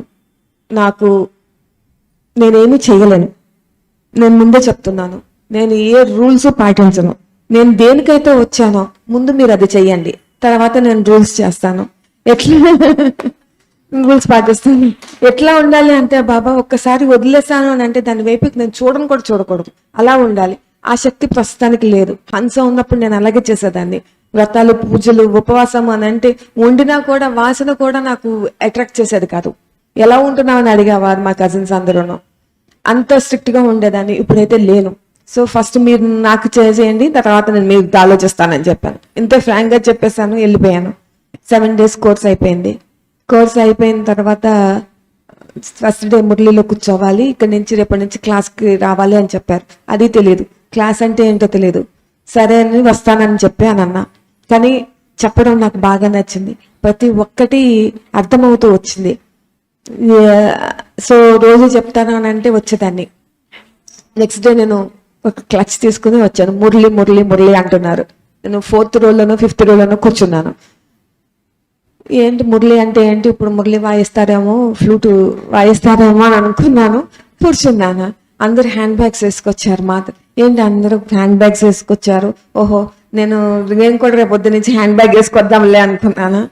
సరే పాట వచ్చింది. పాట అయిన తర్వాత బ్యాగ్స్ నుంచి అందరూ బుక్స్ ఓపెన్ చేసి బుక్స్ పెన్ తీస్తున్నారేంటి అనుకున్నాను. మురళి అన్నారు కదా, మురళి ఎప్పుడు పాడతారా అనుకుంటున్నాను. క్లాస్ నడుస్తుంది. ఫస్ట్ డే నా క్లాసు వింటున్నాను. అది మురళి అని, అది వినాలని, అది జ్ఞానం అని కూడా తెలియదు. కూర్చున్నాను. అయితే ఫస్ట్ డే నా క్లాస్ ఏంటంటే బాబా చెప్పింది, ఎప్పుడు ఆశ్రమాలకు వెళ్ళిపోదాం అనుకునేదాన్ని. నేను చార్ధామ్ యాత్ర కూడా చేశాను, అక్కడే హిమాలయాల్లో ఉండిపోవాలనిపించింది, అట్లాగా అనిపిస్తూ ఉండేది అనమాట. కానీ సుట్కేస్ కూడా సర్దాను 2-3 సార్లు. కానీ భయం వేసేది, అమ్మో ఆశ్రమానికి వెళ్తే బట్టలు తుక్కోవాలి, బాత్రూమ్లు కడగాలి, చేయలేను బాబా, ఆగిపోయాను, డబ్బులు ఉండవు, కష్టం అని చెప్పి 2 సార్లు సర్ది కూడా ఆగిపోయాను. ఇప్పుడు నవ్వొస్తుంది, కానీ అప్పుడు అలాగే ఆలోచించదండి, ఏమో బాబా చేయలేను అని, పని చేయలేనని ఆగిపోయాను. సరే, నా ఫస్ట్ లెసన్ ఏంటి అంటే బాబా చెప్పింది, ఆశ్రమాలను వెతుక్కోవద్దు, నీ ఇంటినే నువ్వు ఆశ్రమం చేసుకో అని చెప్పిన ఫస్ట్ లెసన్ నాది. అది నాకు అప్పటి నుంచి డే 1 నుంచి నాకు ఇది నా కోసం అని ఫిక్స్ అయిపోయాను నేను. సో తెలీదు, అయిపోయింది, మురళి అయిపోయింది, అంత అయిపోయింది. ఆ ఒక్క పాయింట్ గుర్తున్నది. అయిపోయిన తర్వాత మా ఆడబడిచే అడిగింది, మురళి విన్నావా వదినా అని. మురళి ఎప్పుడు పాడారు, ఇక్కడే ఉన్నాను కదా, మురళి ఎక్కడ వాయించారా అనుకుంటూ ఇట్లా బ్లాంక్ క్వశ్చన్ మార్క్ పెట్టుకుని ఇలా కూర్చుని ఉన్నాను. నుంచుంటే నా ఫేస్ చూస్తే అర్థమైంది, దీన్నే మురళి అంటారా వదినా అని. ఓహో, ఇది మురళినా అనుకున్నాను. అలా అలా స్టార్ట్ చేశాను. కానీ 4 daysలో నెక్స్ట్ డే పెన్ను బుక్ తీసుకొచ్చి ఫస్ట్ డే నుంచే నేను మురళి అమ్మకి చెప్పేదాన్ని. అమ్మకి ఫోన్ చేసి, అమ్మ బాబాయ్ ఈరోజు ఇలా చెప్పారు, ఈరోజు ఇలా చెప్పారు అని చెప్పేదాన్ని. అమ్మ కూడా తిన్నావా అని అడిగేది ఎప్పుడు, ఫస్ట్లో తినకుండా పడుకుని ఉండేదాన్ని ఎక్కువ, అందుకని అడిగేది అనమాట, తిన్నావా అని. అంటే అలాంటిది ఒక 4-5 days పోయిన తర్వాత అమ్మకి ఫోన్, ఏంటి ఈరోజు ఎంత లేట్ చేసావు, బాబా ఏం చెప్పారు ఈరోజు, నీ ఎలాగున్నావు ఏంటి అనేది పోయి డైరెక్ట్ గా బాబా ఏం చెప్పారు ఈ రోజు అని తను కూడా అంత కనెక్ట్ అయ్యింది బాబా మురళికి. సో 5th day నేను చూస్తూ ఉన్నాను, మా క్లాస్లో అన్నయ్యలు ఆన్సర్స్ చెప్పేవారు, మురళి అయిపోయిన తర్వాత అక్కయ్యలు అసలు ఆన్సర్లు చెప్పేవారు. ఏంటి మనం చెప్పకూడదా, అక్కయ్యల వైపు నుంచి ఒక్క ఆన్సర్ రావట్లేదు ఏంటి, చెప్పచ్చా చెప్పకూడదా అనుకునేదాన్ని. అందులోనూ నా కన్ను ఎప్పుడు ఫస్ట్ చైర్, ఫస్ట్ దాని మీదే ఉండేది. అంటే టీచర్ని ఇలా చూస్తూ వినాలి మురళి, నేను వెనకాల ఉండకూడదు అనుకునేదాన్ని, తెలియదు. స్కూల్లో ఎప్పుడు వెనకాల ఉండేదాన్ని, టీచర్ కనిపించకుండా దాక్కునేదాన్ని ఆన్సర్లు చెప్పాలని చెప్పి. స్కూల్ లైఫ్ అంతా అంతే నడిచింది. కాలేజీలో కూడా లాస్ట్ బెంచ్ లో కూర్చునేదాన్ని. అలాంటిది మురళికి మాత్రం ఫస్ట్ చైర్ మీదే ఉండేది. ఆ రోజుల్లో కూడా 2nd, 3rd చైర్లు ఇష్టపడేదాన్ని కాదు, ఫస్ట్ చైర్లో కూర్చోవాలని చెప్పి ఇంకా ముందు 10 నిమిషాలు ముందు వచ్చేదాన్ని. వచ్చి తర్వాత 5th day 6th day బాబా నాకు ఫస్ట్ చైర్ ఇచ్చేవారు. రోజు అనుకుంది, బాబా ఫస్ట్ చైర్ అని అనుకుంటూ వచ్చేదాన్ని. సరే, 2వ రోజులో 2వ చైరో 3వ చైరో దొరికేది. ఫస్ట్ చైర్ మాత్రం 6 days దొరకలేదు. 6th day నుంచి బాబా ఫస్ట్ చైర్లో కూర్చోబెట్టారు. 6th day ఇంకా నేను ఉండబట్టలేక నేను ఆన్సర్లు ఇవ్వడం మొదలు పెట్టాను. ఆన్సర్లు ఇస్తుంటే అక్కయ్య మరణకే నవ్వారు. ఆహా, ఏంటి నేను చెప్పకూడదేమో, నవ్వుతున్నారు, కరెక్టో కాదో కూడా తెలియదు. నేను అడగలేదు, అక్కయ్య కూడా చెప్పలేదు. సో వెళ్ళేటప్పుడు ఓం శాంతి చెప్తాం కదా, అక్కయ్యకి ఓం శాంతి చెప్తే అక్కయ్య చేపట్టుకున్నారు. అప్పటి వరకు అరుణక్కి నాతో పెద్దగా మాట్లాడింది లేదు, చేసింది ఓం శాంతి అని వెళ్ళిపోయేదాన్ని అంతే. గీతక్కయ్యతోనే ఎక్కువ ఉండేదాన్ని. సో అక్కయ్య ఆ రోజు చేపట్టుకుని లాస్ట్ సో ఫాస్ట్ అని బాబా అంటున్నారు, అక్క మీరే ఇన్ని సంవత్సరాలు 25 ఏళ్ల నుంచి ఉన్న స్టూడెంట్స్ ఏ రోజు ఆన్సర్ చేయలేదు, ఫస్ట్ టైం మీరు ఆన్సర్ చేశారని. చెయ్యొచ్చా అక్క అని, చెయ్యాలి అక్క అని చెప్పేవారు. మురళి అనేది ఎట్లా దాని మహత్యం తర్వాత తెలిసింది, కానీ ఫస్ట్ డే నుంచి ఇది నా కోసం బాబా చెప్పారనిపించేది. ఏదైనా థాట్ వచ్చిందంటే దానికి ఖచ్చితంగా ఆన్సర్ నాకు ఈవినింగ్ మురళిలో ఉండేది. ఫస్ట్లో ఈవినింగ్ వెళ్ళేదాన్ని. సో నా ప్రశ్నలన్నిటికీ ఆన్సర్ మురళిలో వచ్చేది. ఫస్ట్ 1 month 2 months అయిపోయిన తర్వాత 3 months అయిన తర్వాత అక్కయ్య మెడిటేషన్ కూడా స్టార్ట్ చేయండి మీరు అని చెప్పి చిన్న బుక్ ఇచ్చారు మనకి. ఇచ్చి ఇది చదివి ప్రాక్టీస్ చేయండి అని అన్నారు. ఇంకా నాకు అప్పుడు శివబాబాది కానీ బ్రహ్మ బాబాది కానీ ఫోటో ఇస్తున్న బాబు దాదాది ఫోటో నాకేమీ ఇవ్వలేదు అక్కయ్య వాళ్ళు. సో నేను 2 months పోయిన తర్వాత మెడిటేషన్ స్టార్ట్ చేశాను. అన్నయ్యకి ఇష్టం లేదు, అన్నయ్య డైరెక్ట్గా అనకుండా ఫ్రెండ్స్తో చెప్పించారు. నా భార్య అలాంటి ప్లేస్లకు వెళ్ళడం ఇష్టం లేదు అని అన్నారు. నేను వినలేదు, నేను అసలు ఆన్సరే చేయలేదు, నా పనిలో నేను ఉన్నాను. కానీ నేను మురళి వింటూ మొదలు పెట్టిన తర్వాత ఈ 4 రోజుల్లో నాలో సంతోషం. వాళ్ళు మాట్లాడినా మాట్లాడకపోయినా నేను పట్టించుకోపోవటము, వండి పెట్టడము. అంతకుముందు తలపేసుకుని పడుకునేదాన్ని. ఇప్పుడు ఏమి చేయకుండా నా పని నేను యాక్టివ్గా చేసుకోవటము, వండి పెట్టడము, మురళి చదువుకోవటము, ఇలాని పాయింట్స్ రాసుకుని అదే రిపీట్ చేసేదాన్ని. అక్కడ మురళి బుక్ మీరు మధ్యలో వచ్చారు, మార్చిలోనే కట్టుకోవాలని చెప్పారు. సో వినేదాన్ని. సో పీస్ ఆఫ్ మైండ్ పెట్టుకోమని చెప్పారు. పీస్ ఆఫ్ మైండ్ ఛానల్ పెట్టినప్పుడు జానకి దాది ఆన్ చేయగానే జానకి దాది వచ్చారు. ఓం శాంతి అంటేను అసలు మనసులో వైబ్రేషన్స్ ఎట్లా వచ్చినాయి అంటే ఇంకా అసలు వర్ణించలేను, అంత మంచిగా అనిపించింది. అంటే అడుగు అడుగున క్షణ క్షణము బాబా ఎక్స్పీరియన్స్ చేపిస్తూనే ఉన్నారు. మనసుని చాలా తేలిక చేసేసారు. బుద్ధిని మనసుని గరం గరం చేసుకుంటూ బరువుగా ఉండేదాన్ని 20 years నుంచి ఆ బరువు మోస్తూ వచ్చాను. ఆ బరువు అంతా తీసేశారు. చాలా సపోర్టు ఖమ్మం నుంచి వచ్చింది. గీతకే చాలా హెల్ప్ చేసేవాళ్ళు, చెప్పేవాళ్ళు, బాగా మన సంస్థ గురించి చెప్పారు. సరే మెడిటేషన్ స్టార్ట్ చేసినప్పుడు కూడా త్రూ బ్రహ్మ బాబా వెళ్ళాలి కదా, నేను త్రూ షిరిడి బాబా షిరిడి బాబా మెడిటేషన్ చేశాను. ఒక గిల్ట్లా కూడా ఉండేది. ఇంతవరకు నాకు హెల్ప్ చేసింది, నేను మాట్లాడింది, కాన్వర్జేషన్ అంతా షిరిడి బాబాతో జరిగింది. ఇప్పుడు ఆయన వదిలేసి బ్రహ్మ బాబాని అని అంటే మనసు ఫస్ట్ కొంచెం ఒప్పుకోలేదు. ఇంకా జ్ఞానము పూర్తి డీప్ నాలెడ్జ్ కూడా తెలియదు పైన ఇది తప్పతే.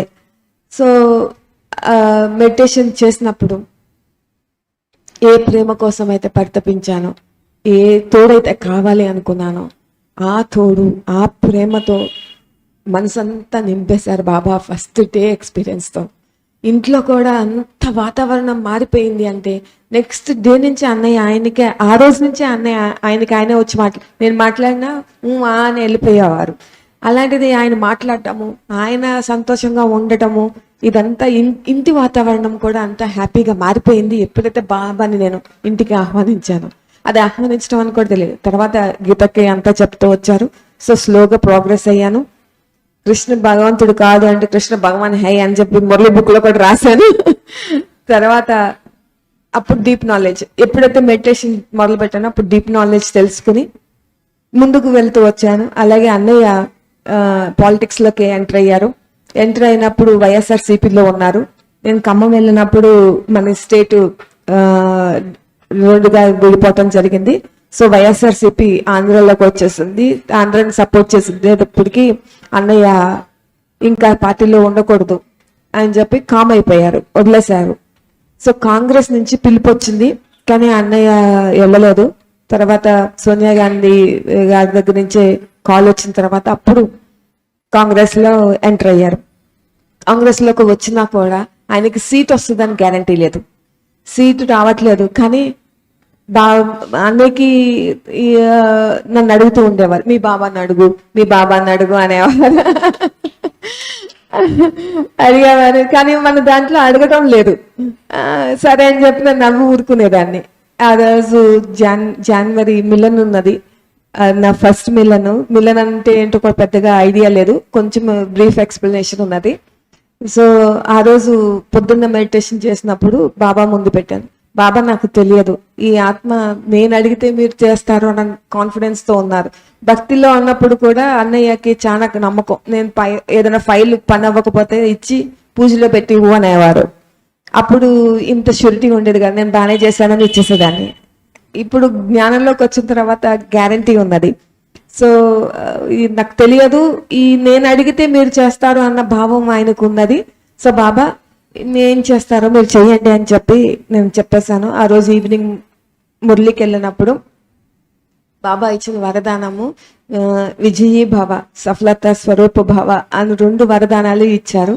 నేను అప్పుడు కన్ఫర్మ్ చేసుకున్నాను, ఈయనకి విజయము ఉంది, సఫలత ఉంది, సీటు వస్తుంది, గెలుస్తారు అని అనుకున్నాను.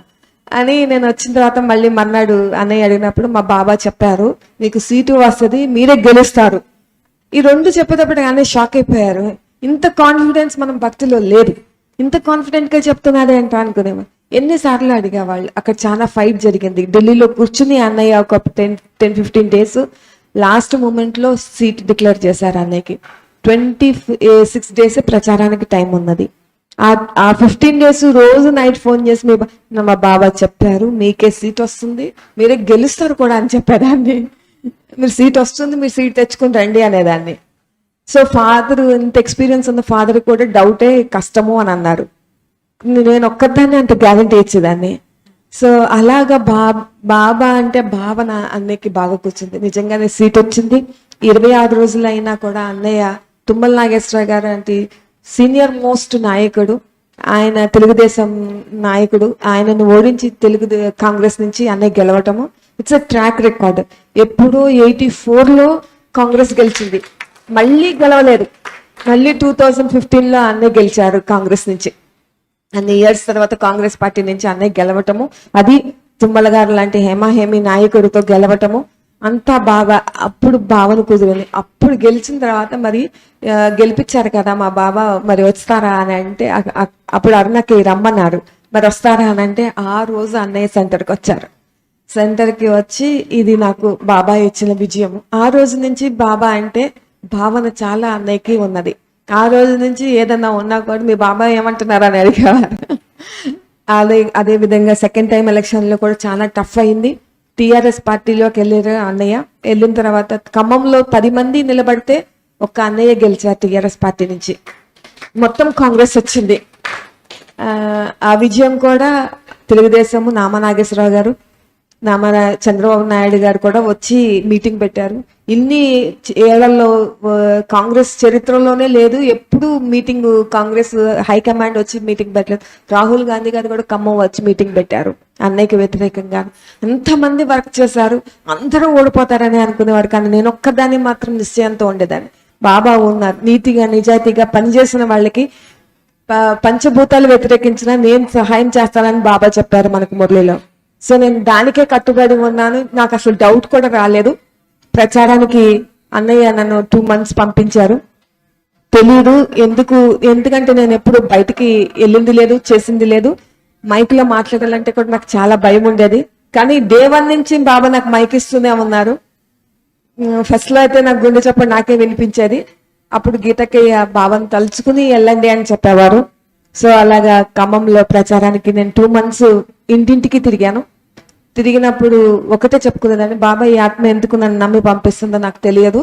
నేను వల్ల లాభం జరగకపోయినా 0.5% కూడా నష్టం జరగకూడదు అనుకునేదాన్ని. సో వెళ్ళాను. అన్నయ్య కూడా 2006లో శరీరం వదిలారు. 2005లో హన్స శరీరం వదిలింది. అన్నయ్యకు ఒక్కరే అన్నయ్య, ఆయన కూడా 2006లో శరీరం వదిలారు. సో ఫ్యామిలీ అంతా చాలా ఇదిగా ఉన్నది. నా డిప్రెషన్ నాకుంది, వాళ్ళ డిప్రెషన్ వాళ్ళకున్నాయి. ఇలాంటి టైంలో కూడా బాబా అన్నిటి నుంచి మమ్మల్ని బయటకు తీసి ముందుకు నడిపించారు. అది ఈ 2 months నేను ప్రచారం అయిపోయిన తర్వాత అన్నయ్య గెలవటం జరిగింది. ఓడిపోతారు అనుకున్న అన్నయ్య గెలవటం జరిగింది. గెలిచి తర్వాత మినిస్ట్రీ ఎక్స్పెక్ట్ చేశారు. చేస్తే ఫస్ట్ అనౌన్స్మెంట్లో మినిస్ట్రీ రాలేదు. ఎమ్మెల్యేలు గెలిచిన తర్వాత కూడా వెంటనే ప్రమాణ స్వీకారం జరగలేదు. కానీ నేను మిలన్కి 18th మిలన్కి జాన్ 18th మిలన్కి బుక్ చేసుకున్నాను టికెట్స్ అన్నీ. నెక్స్ట్ డే జాన్ 18th పెట్టారు. 1 monthకి కానీ అది ప్రమాణ స్వీకారం జరగలేదు. ఆ రోజు ప్రమాణ స్వీకారం ఉంటుంది, నువ్వు ఉండవా అని అడిగారు. మరి నేను ముందే బుక్ చేసుకున్నాను కదా, మన ఇద్దరం కలిసి బాబాకి వెళ్ళి థ్యాంక్స్ చెప్తామని అన్నారు. సెకండ్ టైం గెలిచిన తర్వాత మధుబన్ వెళ్ళి థ్యాంక్స్ చెప్తామన్నారు అన్నయ్య. మరి మీరు రావటం కుదరదు కదా, నేను వెళ్ళన్నా థ్యాంక్స్ చెప్తాను బాబాకి, అనుకున్నాం కదా వెళ్ళాలి అని అంటే, సరే అయితే నువ్వు వెళ్ళు అని చెప్పి నేను పంపించారు. నేను మిలన్కి వచ్చాను. మిలన్కి వచ్చినప్పుడు అప్పటికి నేను హైదరాబాద్ మూవ్ అయిపోయాము. 4 years బాబుది కంప్లీట్ అయిపోయింది. నేను హైదరాబాద్ వెళ్ళిపోయాను. హైదరాబాద్లో నాకు మంజు బెహన్ వాళ్ళు పరిచయం ఉన్నారు. ఆ పరిచయంతో నా ఫ్రెండ్ అక్కడ హైదరాబాద్లో నా ఫ్రెండ్ ఉన్నది, తను కూడా బ్రహ్మకుమారిలో జాయిన్ అయింది నన్ను చూసిన తర్వాత. తను వెస్ట్ మారేడుపల్లిలో ఉంటుంది. సో తన ద్వారా నేను సెంటర్కి వెళ్ళటం జరిగింది. సో మంజు బెహన్ నాకు ఒక మహత్తరమైన అద్భుతమైన అవకాశం ఇచ్చారు. పాండవ భవన్లో బట్టీకి 3 days బట్టీకి నాకు అవకాశం ఇచ్చారు. నేను అప్పుడు ఖమ్మంలోనే ఉన్నాను. ఖమ్మంలో తెలిసింది నాకు పాండవ భవన్ గురించి అంత మనకి తెలియకుండా ఉండదు. తెలిసిన తర్వాత వెళ్ళి ఉండాలని చాలా మనసు ఉంటుంది అందరికీ. కానీ అప్పటికే అయిపోయిందని, ఇప్పుడు అవకాశం లేదు అని అందరూ చెప్పారు. కానీ బాబా నన్ను ఇంత లేట్గా ఎందుకు సెలెక్ట్ చేసుకున్నారు, నేను ఎందుకు మిస్ అవ్వాలి, నాకు బట్టి ఇప్పించండి అని అడిగేదాన్ని బాబాని. సో అలాగే మంజు బెహన్ ద్వారా నాకు అవకాశం రావటము, బట్టి జరగటము జరిగింది. సో హైదరాబాద్ వచ్చినప్పుడు నేను మంజు బెహన్తోనే మాట్లాడేదాన్ని. నేను ఉండేది జూబ్లీ హిల్స్లో, వెస్ట్ మారేడుపల్లి వెళ్ళేదాన్ని. సో మిలన్కి అక్కతోనే నేను వెళ్ళాను. వెళ్ళినప్పుడు అక్కే సంతోష్ బెహన్జీ, మృత్యుంజయ్ బాయ్ వీళ్ళందరి దగ్గరికి తీసుకెళ్ళినప్పుడు నేను అడగకుండా ఏమి లేకుండానే ఏమి తెలియకుండా సెకండ్ టైం గెలిచారు అని చెప్పినప్పుడు అందరూ సంతోష్ బెహన్జీ అయితే యాపిల్ ఇచ్చి ఇది అన్నయ్యకి ఇవ్వండి, అన్నయ్య మినిస్టర్ అవుతారు అని చెప్పారు. అలాగే మృత్యుంజయ్ బాయ్ కూడా మినిస్టర్ అవుతారు అన్నయ్య అని అన్నారు. అది నాకు గ్యారంటీ అయిపోయింది. బాబా మహారాజుల నోట్ల నుంచి ఊరికనే రాదు ఆ మాట. సో మినిస్టర్ కూడా అయిపోతున్నారు అన్నయ్య అని చెప్పి నేను వచ్చేసాను. వచ్చిన తర్వాత ఫస్ట్ లిస్ట్ లో అన్నయ్య పేరు రాలేదు. మరి ఏమంటున్నా, మా బాబా మీకు మినిస్టర్ ఇస్తానన్నారు, ఇస్తారు. ఈ సెకండ్ లిస్ట్ లో మీ పేరు లేకపోతే ఇప్పుడు అడగండి అనేదాన్ని. 3 months 4 months నడిచిందండి. చాలా మంది తెరపైకి వచ్చారు ఖమ్మం నుంచి మినిస్టర్ గాను. కానీ అందరూ లాస్ట్ లో ఇచ్చేస్తున్నారు అని పేపర్లోను టీవీల్లోనూ మోగిన లాస్ట్ లో క్యాన్సిల్ అయిపోయేది. ఇవ్వలేదు అనుకునేవారు. ఆ టెన్షన్ వచ్చినప్పుడల్లా అన్నయ్య వచ్చేవారు. నేను చెప్తున్నాను మా బాబా ఇస్తానన్నారు, ఇస్తారు. సెకండ్ లిస్ట్ వచ్చిందా, రాలేదు కదా, లిస్ట్ వచ్చినప్పుడు మీ పేరు లేకపోతే అప్పుడు అడగండి అనేదాన్ని. నేను ఒక్కదాన్ని అనేదాన్ని. ఈవెన్ వాళ్ళ ఫాదర్ కూడా కష్టం రా సెకండ్ టైంకి ఇవ్వడేమో అనేవారు. అలాంటిది అప్పుడు కొంచెం నాకు బ్యాక్ పెయిన్ అది స్టార్ట్ అయింది. అందుకని నేను మారేడుపల్లి వెళ్ళలేక బంజారా హిల్స్ లో జాయిన్ అయ్యాను. నేను బంజారా హిల్స్ లో వెళ్ళటం మొదలు పెట్టిన 1 month కి అన్నయ్యకి మినిస్ట్రీ ఆ రోజు సెకండ్ లిస్ట్, ఈ రోజు సెకండ్ లిస్ట్ రిలీజ్ చేస్తున్నారు అని చెప్పారు అన్నయ్య. అంటే మీ పేరు ఉంటుంది ఖచ్చితంగా అని అన్నాను. నేను మామూలుగా నాది నేను చేసుకుంది 9:30కి నేను వెళ్ళిపోయి పడుకున్నాను. ఆయన టీవీ చూస్తా ఉన్నారు. నేను ఏమైందో తెలియదు నాకు. నేను మార్నింగ్ మురళికి వెళ్ళిపోయి బాబా రూమ్ లోకి వెళ్ళి, బాబా ఈ కోరిక కూడా తీర్చేసావు, మినిస్టర్ అయిపోయాడు ఆయన, థ్యాంక్ యూ అని చెప్పుకొని మురళి విని వచ్చేస్తున్నప్పుడు శివాని బెహన్కి చెప్పాను. అప్పటికి ఇంకా శివాని బెహన్ పెద్దగా అన్నయ్యతో పరిచయం లేదు, నేనే వెళ్తున్నప్పుడు అక్కయ్య అన్నారు, ఆలూ పరాటా చేశాను తీసుకుని వెళ్ళండి, ఇంటిది భోగు పెట్టండి అన్నయ్యకి, బాగా ప్రది పెట్టండి, మినిస్టర్ వస్తుంది అన్నయ్యకి అని చెప్పి కంగ్రాచులేషన్స్ చెప్పి భోగిచ్చి పంపించారు. నేను వచ్చేటప్పటికి అన్నయ్య రెడీ ఉన్నారు. టిఫిన్ వేస్తావా అన్నారు. బాబా ఆలూ పరాటా ఇచ్చారు, తింటారంటే తింటాను అని అన్నారు. ఆలూ పరాటా తిని వెళ్ళి 1 గంటలో వెనక్కి వచ్చారు. నేను ఆలూ పరాటా పెట్టి మరీ మీ బాబా నాకు మినిస్ట్రీ ఇచ్చారు. ఇలా అది మాత్రం నిజంగా అద్భుతం అండి. ఫస్ట్ టైం గెలవటం ఎంత అద్భుతమో, సెకండ్ టైం గెలవటము ఎంత విశేషము, మినిస్ట్రీ రావటం కూడా జనానికి అంతే సెన్సేషనల్ న్యూస్ అది అన్నయ్యకి. అట్లా అన్నయ్య మినిస్టర్ అయ్యారు. మినిస్టర్ అయిన తర్వాత ఇద్దరం కలిసి వెళ్దాము, మధుబన్ వస్తానని అన్నారు. ఆ తర్వాత మనకి లాక్డౌన్, కరోనా, దీనివల్ల ఆగిపోయాము. కానీ బాబా మిలన్కి ఇద్దరము వెళ్ళి జ్ఞాన్ సరోవర్ భక్తికి నేను అటెండ్ అవటం, అది ఒక మహత్తరమైన అవకాశం. బాబా ఎప్పుడు కూడా స్పెషల్ దీని విషయాలు ఏది మిస్ అవ్వకుండా అన్ని చోట్ల నాకు తక్కువ టైంలో వచ్చినా కూడా ఈ 6 years లో నేను జ్ఞాన్ సరోవర్లో మిలన్ బట్టికి ఉన్నాను, పాండా భవన్లో బట్టికి ఉన్నాను, శాంతి సరోవర్లో మిలన్. నేను వచ్చిన 2 yearsకే రథము పనిచే బాబా శరీరం సహకరించటం మానేసింది, రథం రావట్లేదు, వాయిస్ రావట్లేదు. నేను నిర్ణయం తీసుకున్నాను, ఒక్క ఆహార విషయంలోనే నేను, అది నాకు కొంచెం బతకమని చెప్పాను కదా, ప్యాక్ చేసుకుని వెళ్ళి బాగా వెళ్ళాల్సి వచ్చేది, తెలుసు మీకు, కొంచెం బిజీ ఉండేదాన్ని. బయట తినకుండా నేనే క్యారీ చేయాలని అంటే నాకు అయ్యేది కాదు. సో నాన్ వెజ్ తినకపోయినా ఉల్లిపాయలు తినేదాన్ని, ఇతరులు ఉండేది తినేదాన్ని. సో ఈ ఒక్క విషయం కోసం బాబా మిల్లలకి వెళ్ళకపోవటం ఏంటి, ఇప్పటికే 2 years అయిపోయింది. బాబా చెప్తున్నారు కల్పనలో ఒక్కసారి కలుస్తామని చెప్పి ఆ రోజు నేను ఫామ్ ఫిల్ చేశాను. ఫిల్ చేసినప్పటి నుంచి వీక్ అయిపోతూ వచ్చింది గుల్జార్దాది శరీరము, క్వశ్చన్ మార్క్గా మిగిలింది. సో నేను December 30th మిలన్కి వెళ్ళాను. December 15th కూడా బాబా వచ్చారు. అప్పటికే 2 మిలన్లు జరిగినాయి ఈ 6 months లోను. 2 మిలన్లో కూడా బాబా మాట్లాడకుండా వెళ్ళిపోవటం జరిగింది. సో నేను 30th వెళ్తున్నానని అంటే మిలన్కి వెళ్తున్నాను, 15th మిలన్లో సెంటర్కి వెళ్ళినప్పుడు మాట్లాడలేదు, తీసుకెళ్ళిపోతున్నారు. నేను వెళ్తూ ఉంటే అన్నకి నా చేయి పట్టుకొని, ఫస్ట్ టైం మీరు వెళ్తున్నారు కానీ బాబా వాణి వినిపించట్లేదు ఏంటో అని అన్నారు. కానీ నాలో మాత్రం ఈ 6 months నుంచి నేను ఒక్కటే చెప్పేదా, కల్పంలో ఒక్కసారి వస్తున్నాను అని అన్నారు. నేను నా కోసం మీరు 2 మాటలు మాట్లాడాల్సిందే, ఒక్కసారే కదా వస్తున్నాను, నేను ఇప్పుడు వస్తున్నాను, మీరు నా కోసం 2 మాటలు ఒక్కటి కాదు 2 మాటలు మాట్లాడాలి అనేదాన్ని. 2 మాటలు మాట్లాడాలి అని 6 months నేను అదే అనుకుంటూ ఉండేదాన్ని. సో భోగు పెట్టేదాన్ని, భోగు పెట్టినప్పుడు సొరకాయ పులుసు పెట్టేదాన్ని. పులుసులో అవి ఎక్కువ తినరు బాబా అని చెప్పారు.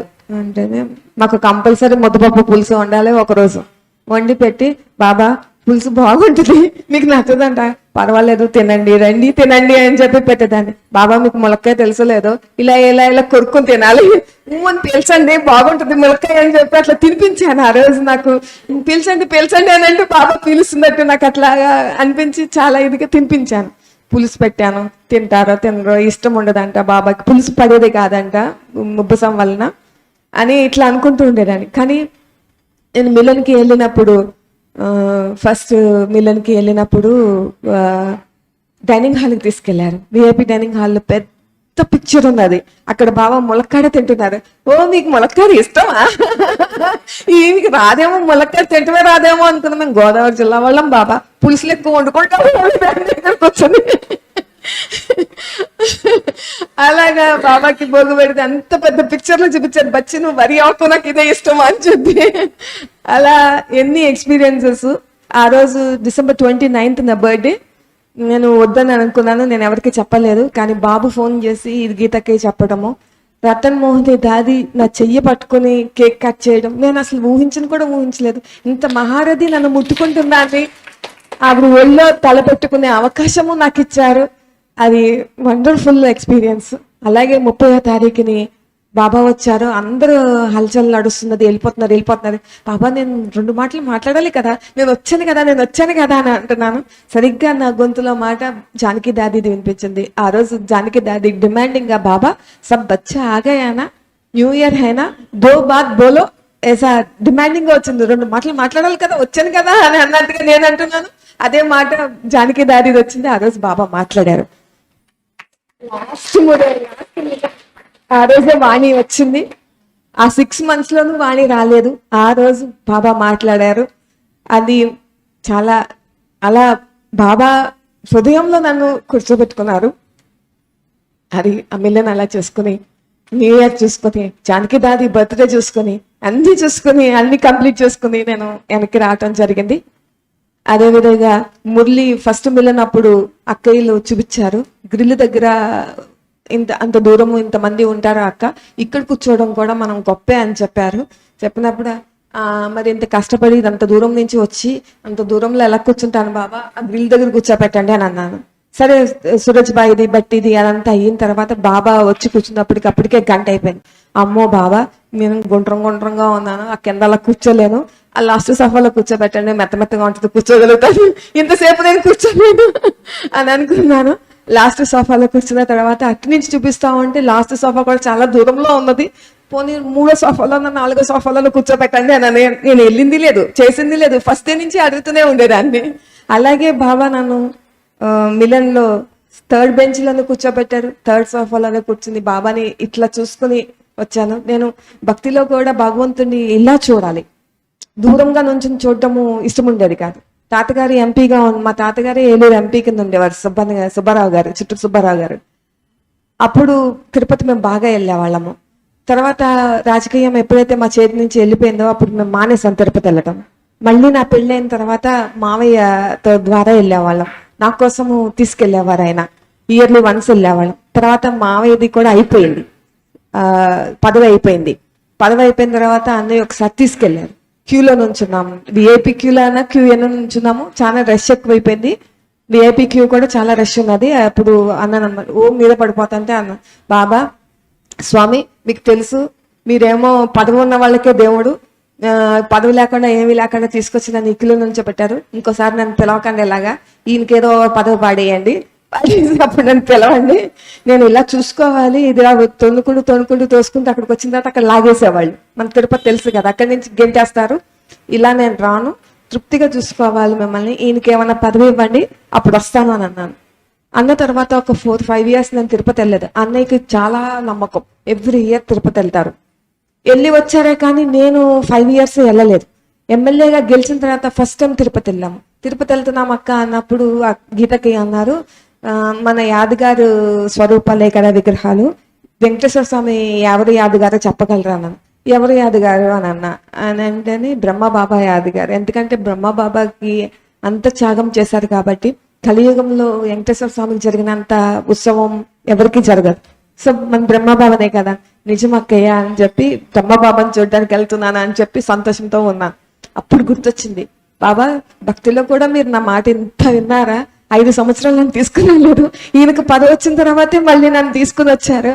అంత సపోర్టు భగవంతుడి నుంచి ఉన్నది. కానీ అప్పుడు నాకు తెలియలేదు నేను ఒంటరిగా ఉన్నానని. బ్రహ్మ బాబా దగ్గరికి వచ్చిన తర్వాత భగవంతుడు నాకు ఎంత తోడు ఉన్నారు, నాకు ఎంత ఉన్నారో అర్థమైంది. ఎప్పుడు నాన్న ఉంటే బాగుండేది, మా నాన్నే ఉంటే అనుకునేదాన్ని. అందుకని బాబాని ఎప్పుడు నేను ఎక్కువ ఫాదర్ కిందే ఊహించుకుంటాను, ఫాదర్ కింద పెట్టుకుంటాను, ప్రతి దానికి ఫాదర్ కింద పెట్టుకుంటాను. నాకు ఎవరు లేరు అనుకుంటున్నారేమో, మా నాన్నగారు అన్నారు జాగ్రత్త అని అంటాను అనేది. ఒక్కసారి సరదాగా ఎలాగే ఇంట్లో నుంచి వెళ్ళిపోని అన్నారు. బాగా ఆలోచించుకోండి, వెళ్ళిపోతాను. మా నాన్నగారు నాకు 135 దేశాల్లో పెద్ద పెద్ద మెన్షన్స్ కట్టారు. బోర్డు మీకున్నాయి 2 ఇళ్ళే, మీకున్నాయి 2 ఇళ్ళే, నాకు 135 దేశాలు పెద్ద పెద్ద మెన్షన్స్ ఉన్నాయి అండ్ చెయ్యొచ్చుకొని నువ్వు వెళ్ళకే బాబు, మీ నాన్న చాలా పవర్ఫుల్, వెళ్ళిపోతే కష్టం నాకు అంటే. ఇంట్లో అట్మాస్ఫియర్ అంతా హ్యాపీగా మారిపోయింది. బాబా అలా మాకు తోడు ఉన్నారు, ప్రతి దాంట్లోనూ తోడు ఉన్నారు. అలాగే అన్నయ్య కూడా నాన్ వెజ్ మానేశారు. ఫస్ట్లో వండాల్సి వచ్చేది, తర్వాత వంట అబ్బాయికి నేర్పి వదిలేశాను. మిల్లన్కి వెళ్ళినప్పుడు ఇంకా నేను చేయటం మానేశాను. హైదరాబాద్ వచ్చిన తర్వాత వండాల్సి వచ్చింది. ఏంటి బాబా ఈ టెస్ట్ అని అనుకున్నాను. కానీ మినిస్ట్రీ కోసం అన్నయ్య శ్రీశైలంలో నేను మినిస్ట్రీ వచ్చేదాకా నాన్ వెజ్ మానేద్దాం అనుకుంటున్నాను అని మొక్కుతానని అన్నారు. అన్నప్పుడు నేను అన్నాను, మానేస్తాను వచ్చేదాకా మానేస్తానో కాదు, ఇస్తే అసలు మానేస్తానని మొక్కండి, మినిస్ట్రీ వచ్చేదాకా మానేస్తానని మొక్కడం కాదు. నేను మానేస్తున్నాను, మీరు నాకు మినిస్ట్రీ ఇవ్వండి, ఒకటి వదిలేయండి, ఇది వికారమే కదా, దీనివల్ల వచ్చేది ఏమీ లేదు, ఇది వదిలేస్తే మీకు హ్యాపీనెస్ వస్తారు బాబా అని చెప్పి అనటం జరిగింది. చూద్దాంలే, ముందు అయితే మినిస్ట్రీ రాని అని అన్నారు. కానీ మినిస్ట్రీ వచ్చిన తర్వాత అన్నయ్య డిసైడ్ అయ్యారు ఇంక నేను నాన్ వెజ్ తిన్నాను. అలా బాబా ఎంత ఈజీ చేసుకుంటూ వెళ్ళిపోయారు. డ్రింక్ చేసేవారు అన్నయ్య. ఆయనకి యాక్సిడెంట్ అయినప్పుడు నిద్ర ఉండేది కాదు. దానికోసం అని చెప్పి 2 పెగ్గులు తాగి పడుకోమనేవారు, ఎందుకంటే స్లీపింగ్ టాబ్లెట్ మంచిది కాదు అని చెప్పి. స్లోగా హైదరాబాద్ వచ్చిన తర్వాత ఇది కూడా పోవాలి బాబా, ఇది కూడా పోవాలి అని, అది కూడా మానేశారు బాబా అన్నయ్య. నాన్ వెజ్ మానేశారు, డ్రింక్ మానేశారు, చాలా సహయోగి ఉంటారు. బాబా మీద చాలా మంచి బలం ఉన్నది. కానీ మురళి వినటము, కోర్స్ చేయటము ఇలాంటివి ఇంకా అంత చెయ్యరు. కొంచెం లోపల ఉన్నది, కమ్యూనిజం ఉన్నది, భక్తి ఉన్నది. ఊరికనే వస్తారు చూస్తారు తప్పితే ఇంత ఇన్వాల్వ్ అవ్వట్లేదు. కానీ అది కూడా చేస్తారు బాబా, ఐ నో ఇట్. ఇద్దరం కలిసి నడిచే ప్రయాణం చేసేది కూడా ఉన్నది. అంతా బాబా అలా చేశారు. బాబు కూడా బాగా చదువుకున్నాడు, మంచిగా సెట్ అయ్యాడు. ఈ హైపర్ యాక్టివ్ అంతా తగ్గిపోయి చాలా రెస్పాన్సిబుల్ అయ్యాడు. అంతా శివాని బెహన్ చెప్పినట్టు ఎప్పుడు నేను విజయ ఆత్మ, చరిత్రమాన ఆత్మ అని నేను ఎప్పుడైతే నేను నా థింకింగ్ భయం అనేది వదిలేసి శకాశ ఇవ్వటం మొదలు పెట్టాను, ఆయన కూడా అంత సెట్ అయిపోయాడు. ఈరోజు ఆర్థోపెడిక్ సర్జన్ ఆయన, ఫైనల్ ఇయర్ చదువుతున్నాడు. నీట్లో కూడా ఆయనకి ఫస్ట్ అటెంప్ట్లో బి కేటగిరీలోనే సీట్ తెచ్చుకున్నాడు. ఇప్పుడు బాచ్పల్లిలో మమతా మెడికల్ కాలేజీ కట్టారు. ఆయన 22 yearsకే బాచ్పల్లి చార్జ్ తీసుకున్నాడు. Director of MD of Bachupally. మొత్తము హాస్పిటల్ మేనేజ్ చేసుకుంటూ పీజీ చదువుకుంటున్నాడు. అట్లా బాబా సక్సెస్ వెనక పరిగెట్టాల్సిన అవసరం లేదు, సక్సెస్ ఇప్పుడు మా వెనకే పరిగెడుతున్నది. ఇట్లాంటి ఎక్స్పీరియన్సెస్ కూడా చాలా ఇచ్చారు. నేను ఎప్పుడు చెప్తా ఉంటాను, చూసారా ఒకప్పుడు మీరు సక్సెస్ కోసం ఎంతో స్ట్రగుల్ అయ్యేవారు, ఇప్పుడు సక్సెస్ మీ వెనకాల పరిగెడుతుంది అని అనేదాన్ని. సో ఇలా సందర్భోచితంగా బాబాది ప్రజెంట్ చేసేదాన్ని చేస్తూ ఉన్నాను. అందరం మంచిగా ఉన్నాము, మంచిగా నడుస్తున్నాము. మొన్న బాబు పుట్టినరోజు కూడా ఫస్ట్ బాబాయ్ ఇంటికి వస్తావా అని అడిగాను. ఎక్స్పెక్ట్ చేయలేను నేను వస్తాడో రాడు అని. శివాని బహన్ ఆఫర్ ఇచ్చారు, మన దాంట్లో కేక్ కట్ చేయండి, లేకపోతే కేక్ ఇస్తానన్నారు. నువ్వు ఫ్రెండ్స్తో కట్ చేసుకున్నప్పుడు కట్ చేసుకుని, లేదమ్మా వస్తాను, నేను మార్నింగే కదా వస్తానని అన్నాడు. మురళి అవగానే వచ్చాడు. పరివారం అందరి ముందు కేక్ కట్ చేసుకుని సెలబ్రేట్ చేసుకుని చాలా థ్యాంక్స్ చెప్పుకొని వెళ్ళారు. భోగ్ కూడా తిని సెంటర్లో తిని, నా ఫస్ట్ బర్త్డే, నా ఇన్ని ఇయర్స్లో నా బర్త్డే డివైన్ ఫ్యామిలీలో డివైన్ ఫుల్గా స్టార్ట్ అవ్వడం నాకు చాలా బాగుంది అని చెప్పి చెప్పడం జరిగింది. మొత్తం పరివారం అంతా కలిసిమెలిసి ఉన్నాము. ఎన్ని సంవత్సరాల తర్వాత హ్యాపీగా ఉన్నాము, ముందుకు వెళ్తున్నాం. బాబా ప్రతి అవకాశాన్ని బ్రాహ్మణ్ పరివారంలో ఇంత పెద్ద స్టేజ్ మీద నన్ను కూర్చోబెట్టారు. అప్పుడు మిలన్కి వెళ్ళినప్పుడు స్టేజ్ మీద ములాఖాత్ జరిగినప్పుడు కూడా అనుకున్నాను, మరి నేను లేట్గా వచ్చాను కదా, ఒక్కసారన్నా నన్ను ఆ స్టేజ్ ఎక్కించరాని అన్నాను. అది కూడా తీర్చేశారు. మన మినిస్ట్రీ అన్నయ్య వచ్చినప్పుడు మధుబన్లో ఆ స్టేజ్ కూడా ఎక్కాను. సో ఈ ఏలూరు సెంటర్ కనెక్షన్లో నేను ఉన్నాను. మన గ్రూప్ ఉన్నది, ఆ గ్రూప్లో నేను ఉన్నాను. కృష్ణారావు అన్నయ్య గారు అన్ని మెసేజ్లు పెడుతూ ఉండేవాళ్ళు. అన్నయ్య పళ్ళు కానీ భోగు కానీ చూసి నేను చిన్న చిన్న మెసేజెస్ పెట్టేదాన్ని అన్నయ్యతోను. సో అప్పుడు అన్నయ్య నేను మిలన్కి వెళ్ళిన వీడియో కూడా నేను అన్నయ్యతో షేర్ చేశాను. మొఖం తెలియదు, ఏమీ తెలియదు, కానీ అన్నయ్య వైబ్రేషన్స్ నాకు చాలా మంచిగా అనిపించేది, సొంతం అనిపించేది, పరాయి వాళ్ళు అనిపించేది కాదు. కానీ మొన్న అన్నయ్య శరీరం వదిలారు అని తెలిసిన తర్వాత చాలా ఎందుకో ఫీల్ అయ్యాను, ఫీలింగ్లోకి వచ్చాను. బాబా ఏ పరిచయం లేకపోయినా అన్నయ్య మనసు ద్వారా ఇంత మంచి కనెక్షన్ వచ్చినది. అందులోనూ ఆయన పంపించే messages, information, question and answers అన్ని ఇంగ్లీష్, హిందీ, తెలుగు, మురళీలు అన్నీ పంపించేయటము, చాలా కొటేషన్స్ పెట్టడము. గ్రూప్ చాలా యాక్టివ్గా ఉండేది. ఆ గ్రూప్ అంతా చూసి కృష్ణారావు అన్నయ్యతోనే కొంచెం మాట్లాడేదాన్ని. అన్నయ్య రెస్పాండ్ అయ్యేవారు నేను ఏదైనా మెసేజ్ పెడితే. సో ఆయన శరీరం వదిలేరని తెలిసినప్పుడు నాకు చాలా బాధ అనిపించింది. ఇప్పుడైతే నేను గ్రూప్లో నుంచి బయటకు వచ్చాను. అలా నాకు ఏలూరు సెంటర్ ఫంక్షన్స్, ఈ స్టేజ్, అక్కయ్య, మీరందరూ నాకు ఫొటోస్ నేను గ్రూప్ ద్వారా చూడటము, నేను ఎంజాయ్ చేయటము, ఒక్కసారైనా మీ దగ్గరికి రావాలి అనిపించేది. ఒక్కసారి మీరు భోగు పెట్టారు, 35 రకాల ఏమో 64 రకాలని పెట్టారు. ఆ భోగు ఫొటోస్ కూడా నాకు అందటం జరిగింది. వావ్, గ్రేట్ అనుకునేదాన్ని. అలాగా ఈ సెంటర్తో రాకపోయినా కూడా బాబా నాకు కనెక్షన్ ఇచ్చారు. ఈ రోజు ఇక్కడికి రప్పించి పెళ్లి ఉన్నది అన్నయ్య వాళ్ళ అబ్బాయిది, అందుకని ఏలూరు వచ్చాను. ఈ రకంగా మీ సెంటర్, మీ దర్శనం ప్రత్యక్షంగా జరగటం, ఇది కూడా ఫుల్ఫిల్ చేశారు బాబా. థ్యాంక్స్ టు బాబా, థ్యాంక్స్ టు యూ ఆల్. ఎక్స్పెషల్గా లావణ్యక్కయ్య మురళీలు నేను యూట్యూబ్లో కూడా వింటాను. మా అక్కయ్యకి కూడా జ్ఞానం ఇప్పించాను. తన కుంటముక్కలు చిన్న పల్లెటూరులో ఉంటుంది, ఫెసిలిటీస్ లేవు. సో నేను లావణ్యక్కయ్యదే చెప్పాను, 5 minutes మెడిటేషన్ చేసి బాబాని ఆహ్వానించి అప్పుడు మురళి చదువుతారు. సో నీకు మెడిటేషన్ కూడా వస్తుంది అని చెప్పాను. ఇప్పుడు మా అక్కయ్య కూడా ఫాలో అవుతున్నారు. మెనీ థ్యాంక్స్ అక్కయ్య, మీ సర్వీసెస్ చాలా బాగుంటాయి. మిమ్మల్ని ఇప్పుడు ఇలా కలవటం చాలా సంతోషంగా ఉన్నది. థ్యాంక్ యూ సో మచ్ అక్కయ్య. అసలు మీరు ఈరోజు రావడం, మీ ఎక్స్పీరియన్స్ మా అందరికీ యాక్చువల్లీ మా అందరి కళ్ళు తడి చేసింది. అంత బాగుంది మీ యొక్క ఎక్స్పీరియన్స్. బాబాతో మీరు ఎంత అలౌకికంగా, ఎంత బాగా కనెక్ట్ అయిపోయారు. బాబా మిమ్మల్ని తనని ప్రత్యక్షం చేసే కార్యంలో ముందు ఉంచారు, మైక్గా చేశారు బాబా మిమ్మల్ని. అవునండి, చిన్నప్పుడు మా అమ్మ అసలు మాట్లాడిచ్చేది కాదు. చిన్న మాట్లాడుకు అనేది, క్వశ్చన్స్ ఎక్కువ అడిగేదాన్ని నేను. సో నాన్నగారు పోయిన తర్వాత పూర్తిగా మూగదాన్ని అయిపోయాను. మళ్ళీ బాబా మైక్ ఇచ్చారు, మాట్లాడు అని. ఇప్పుడు ఎక్కడికి వెళ్ళినా మాట్లాడాల్సిందే, మైక్ వచ్చేస్తుంది. నేను ప్రిపేర్ ఉన్నా లేకపోయినా మైక్ తీసుకొచ్చి ఇస్తున్నారు బాబా మాట్లాడు అని. అంత ఇచ్చారు బాబా.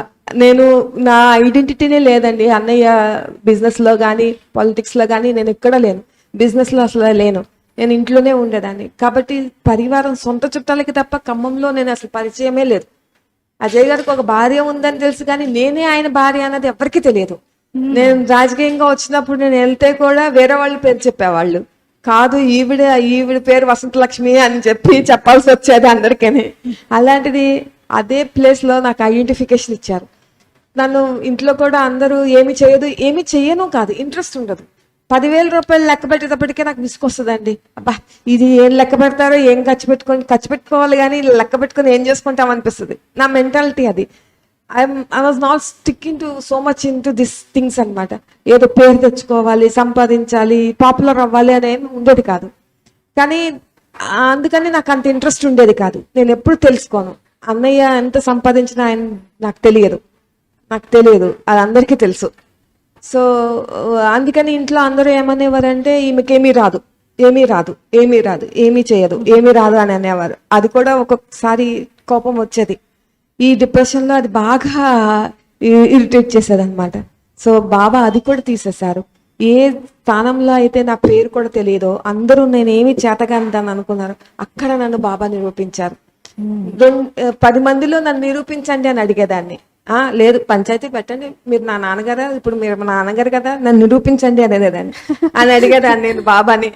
అలాంటి బాబా 10 మందిలో కాదు, 4 లక్షల ఉన్న ఒక నియోజకవర్గంలో నన్ను నిరూపించి చూపించారు. గ్రేట్. ఆ రోజు గెలిచినప్పుడు అందరూ కూడా మీరు చేసిన ప్రచారం వల్లే, మీ వల్లనే 50% అన్నయ్య గెలుపు మీది అని అనేవారు. అంత ఖమ్మంలో అంత పాపులర్ ఎలా వచ్చానో కూడా నాకు తెలియదు. ఖమ్మం ఎలక్షన్ అయిపోయి మేము అయిపోయిన తర్వాత వైజాగ్లో అన్నయ్య అబ్బాయిది పెళ్ళి ఉంటే అక్కడికి వెళ్ళాను. ఎయిర్పోర్ట్లో వెళ్తుంటే మా కారు చూసి ఖమ్మం నుంచి ఒక ఆయన, నా మావయ్యతో పాటు పనిచేసిన ఆయన, పెద్ద ఆయన వచ్చి ఎయిర్పోర్ట్లో నేను దిగి లగేజ్ అందరూ అంటుంటే, సో ఇప్పుడు అన్నయ్య భార్యని పొగుడుతారు, తప్పదనుకునేదాన్ని. కానీ ఆ రోజు అన్నయ్య పరిగెట్టుకుంటూ వచ్చి అక్కడ ఆగి, నేను మీ కార్ చూసి ఫాలో అయ్యి వచ్చానమ్మా, అంకుల్ మీరా అని అంటేనే, అవును నువ్వు వచ్చావని ఆంటీ చెప్పింది, నువ్వు చాలా బాగా మాట్లాడావు.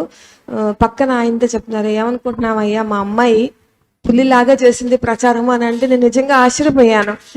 ఇంత చేశానా నేను అనిపించింది, నాకు తెలియదు ఇంత చేశానా నేను అనిపించింది అని. ఆయన అంతకు ముందు వచ్చినా కూడా నన్ను పలకరించేవారు కాదు, వెళ్ళిపోతూ ఉండేవారు. అలాంటిది ఆయన చేసుకుని వచ్చి ఇంకొకరికి నన్ను పరిచయం చేయటం చాలా ఆశ్చర్యం అనిపించింది. ఇండిగో ఫ్లైట్ ఆగింది, 1 అవర్ ఎయిర్పోర్ట్లోకి వచ్చింది. ఎందుకు బాబా ఎంత చేపించారు మా చేత, ఇంత పేరు, ఇంతకన్నా నేను ప్రచారం చేశానా, పోనీ మీరు ఎందుకు చేపించారు, ఎంత మీ కూతురికి ఏమన్నా పదవా పచ్చడి బద్దలా, ఎవరికి నన్ను ఎందుకు ఇంతకన్నా తిప్పారు అని అనుకున్నా. కానీ అప్పుడు రియలైజేషన్ వచ్చింది, నువ్వు నలుగురిలోనూ చూపించమని అనేదానివి కదా, 4 లక్షల మంది నియోజకవర్గంలో నిన్ను నిరూపించాను, బాబా టచింగ్ ఇచ్చారు, నిజమే బాబా ఇంత ప్రత్యక్షం చేశారు. Today no one can say that I'm less then someone, I'm more than everyone. ఇట్లాగా ప్రతి చిన్న చిన్న విషయము నేను గుర్తుపెట్టుకోని విషయం కూడా ఆయన వర్కౌట్ చేశారండి. పని మనుషులు, నేను 3 నెలల తర్వాత పక్కన శివాలయం ఉంటే నేను అరుణక్క గీతక్కయ్య మా కారులోనే వెళ్ళాం. వెళ్తే అక్కయ్య అన్నయ్య డ్రైవర్ని పిలిచి, మీరు అమ్మో డ్రైవర్లు కూడా మీరు అంటారా, ఈ రేంజ్కి ఎదగాలంటే నేను ఎంత వర్కౌట్ చేయాలి బాబా, నేనైతే పని మనుషులు ఏమే ఒలే వసే అరే ఒరే అని అనడమే అలవాటు. అలాంటి నేను ఈ స్టేజ్కి, మీరు అనే స్టేజ్కి ఎప్పటికి రావాలి బాబా అని అనుకున్నాను. కానీ 1 ఇయర్ తర్వాత నాకు తెలియకుండా నేను అన్నాను, దాని మీద నేనేమి దృష్టి కూడా పెట్టలేదు. కానీ బాబా ఎట్లా చేంజ్ చేశారని అంటే, 1 ఇయర్ తర్వాత ఇప్పుడు అమ్మ వయసు చిన్నదా పెద్దదా అన్నది లేదు, అమ్మ ఇట్రా, ఇది తీసుకెళ్ళమ్మా, ఇది పెట్టమ్మా, బాబు, అబ్బాయిలనైతే బాబు, అమ్మాయిలనైతే అమ్మ, ఇదే వచ్చింది. నేను ఆశ్చర్యపోయాను, నా నోట్లో నుంచి అమ్మ బాబు వస్తుందా, నా నోట్లో నుంచి అమ్మ బాబు వస్తుంది ఏంటా అని చెప్పి నాకు నేనే ఆశ్చర్యపోయాను. అప్పుడు అనిపించింది, అప్పుడు ఒక్కసారి ఒక చిన్న మాట అడిగాను, దాని మీద మీరు వర్కౌట్ చేశారా బాబా అని చెప్పి. అట్లా అంత చేంజ్ భాషలో కూడా బాబానే చేశారు. కోపం ఎక్కువ ఉండేది కదండి, అరిచేదాన్ని. ఇప్పుడైతే అసలు దేనికి అరవట్లేదు, నవ్వుతూ ఉన్నాను, నువ్వు సరేలే పోతే పోయిందిలే కానివ్వండి అని అంటున్నాను. అట్లాగా వాళ్ళు ఈజీ ఉన్నారు, నేను ఈజీ ఉన్నాను, ఇంట్లో శాంతిగా ఉంటుంది, చాలా ఇంటి వాతావరణం అంతా మారిపోయింది. అలాగే బాబా, మీరు నన్ను ఏది అడగకండి, అడగటం కన్నా యాచించడం కన్నా మన్నించడం మేలు, నన్ను కూడా మీరు ఏమీ అడగద్దు అని అనేవారు ఫస్ట్లో. అంటే నేను వచ్చేదాన్ని, అమృత వెళ్ళాను, ఆశ దోశ అప్పడం వడ మిమ్మల్ని అడగకుండా నేను ఎందుకుంటాను, మీరు అట్లా ఏమో పెట్టుకోకండి, నేను పక్కింటి వాళ్ళని అడుగుతున్నానా, ఎదురింటి వాళ్ళని అడుగుతున్నానా, జారిపోయే వాళ్ళని అడుగుతున్నానా, నా సొంత నాన్న మీరు, నా హక్కు అడగడం, నేను అడుగుతా. ఇప్పటికీ అలాగే అడుగుతూనే ఉంటాను, చెప్తూనే ఉంటాను. అంటే ఇంత గంటలు గంటలు యోగం చెయ్యను కానీ మాట్లాడుతూనే ఉంటాను, ఏదొచ్చినా కూడా బాబా రండి అనేసి. అలా ఈజీనే ఉన్నాను. ఇన్ని గంటలు కాదు కానీ కొంచెం రెగ్యులర్గా మురళి చేసుకుంటాను. మురళి అయితే రెగ్యులర్, నా ప్రతి ప్రశ్నకి ఆన్సర్ మురళిలోనే ఉన్నది అన్నది మాత్రం నాకు ఫస్ట్ డే నుంచి కూర్చున్నది. అదేవిధంగా ఇప్పుడు రాత్రి నేను వచ్చానండి, 12:30 వరకు అయ్యప్ప స్వామి భజన అంట. నా రూమ్లో మైక్ పెట్టినట్టే ఉన్నది, అంత సౌండ్తో భజన చేస్తున్న. 12:30 వరకు నాకు నిద్ర లేదు, అందుకని ఈరోజు నేను లేవలేకపోయాను. పొద్దున బాబా వచ్చారు, లాడులే బచ్చ అంటే నేను రాను బాబా అని తిరుగుతున్నాను. అటు తిరిగి పడుకున్నాను. లేట్ అయింది కొంచెం. ఇక్కడ కూడా గూగుల్ చాలా సందులు తిప్పి 20 నిమిషాలు మేము తిరిగి అడిగి వచ్చామండి. సిక్స్త్ రోడ్ అని చూపించలేదు, వేరే సందులోకి తీసుకెళ్ళింది. కొంచెం కన్ఫ్యూజ్ అయ్యాము. మాకు టోటల్ గా డ్రైవర్ కి కొత్త, తెలంగాణ డ్రైవర్ కదా, సో అసలు తెలీదు, అందుకని లేట్ అయ్యిందండి. ఏది మారలేదండి, మారనండి, ఏది మారదు. ఎందుకు మర్చిపోవాలండి, మన భాష నాకు చాలా ఇష్టం. చాలా అద్భుతం, చాలా చాలా సంతోషం. అందరికీ మీరు చెప్తూ ఉంటే ఇంకా వినాలనిపించే విధంగా ఉంది. చాలా టైం తీసుకున్నాను, సారీ ఏమనుకోకండి. అలా ఏం లేదు, మాకు సంతోషం కలుగుతుంది, మాకు చాలా ఆనందంగా ఉంది. మా అందరి హృదయాలలో మీరు మీ అనుభవం యొక్క బీజాలు ఎలా అంటే మేము కూడా ఇతరులకి గర్వంగా చెప్పుకునేలాగా you are an example, sample. చాలా మంచి విశేషమైన డైమండ్ బాబా ఇంటికి వచ్చారు. మరి వారికి బాబా ఇంటి వైపు నుండి చిరు సన్మానం మనం చేద్దాము. सम्मान गान स्वागत ये तीन लोग गाएं, सम्मान गान स्वागत ये तीन लोग गाएं, नाचे धरा गगन ये झूमे दसों दिशाएं, झूमे दसों दिशाएं, झूमे दसों दिशाएं, सम्मान गान स्वागत ये तीन लोग गाएं, सम्मान गान स्वागत. లక్ష్మీనారాయణ లాగా అక్కయ్య అన్నయ్య ఇద్దరు కూడా కలిసి పురుషార్థం చేస్తూ ఇద్దరు సత్యుగంలో కూడా అలా ఉండాలి అని ఆశిస్తూ ఈ యొక్క చిరు జ్ఞాపిక. మరి మళ్ళీ ఇంకొకసారి కూడా ఏలూరుకి వచ్చినప్పుడు తప్పకుండా రావాలి, ఈసారి ఇక్కడే ఉండాలి. Thank you so much.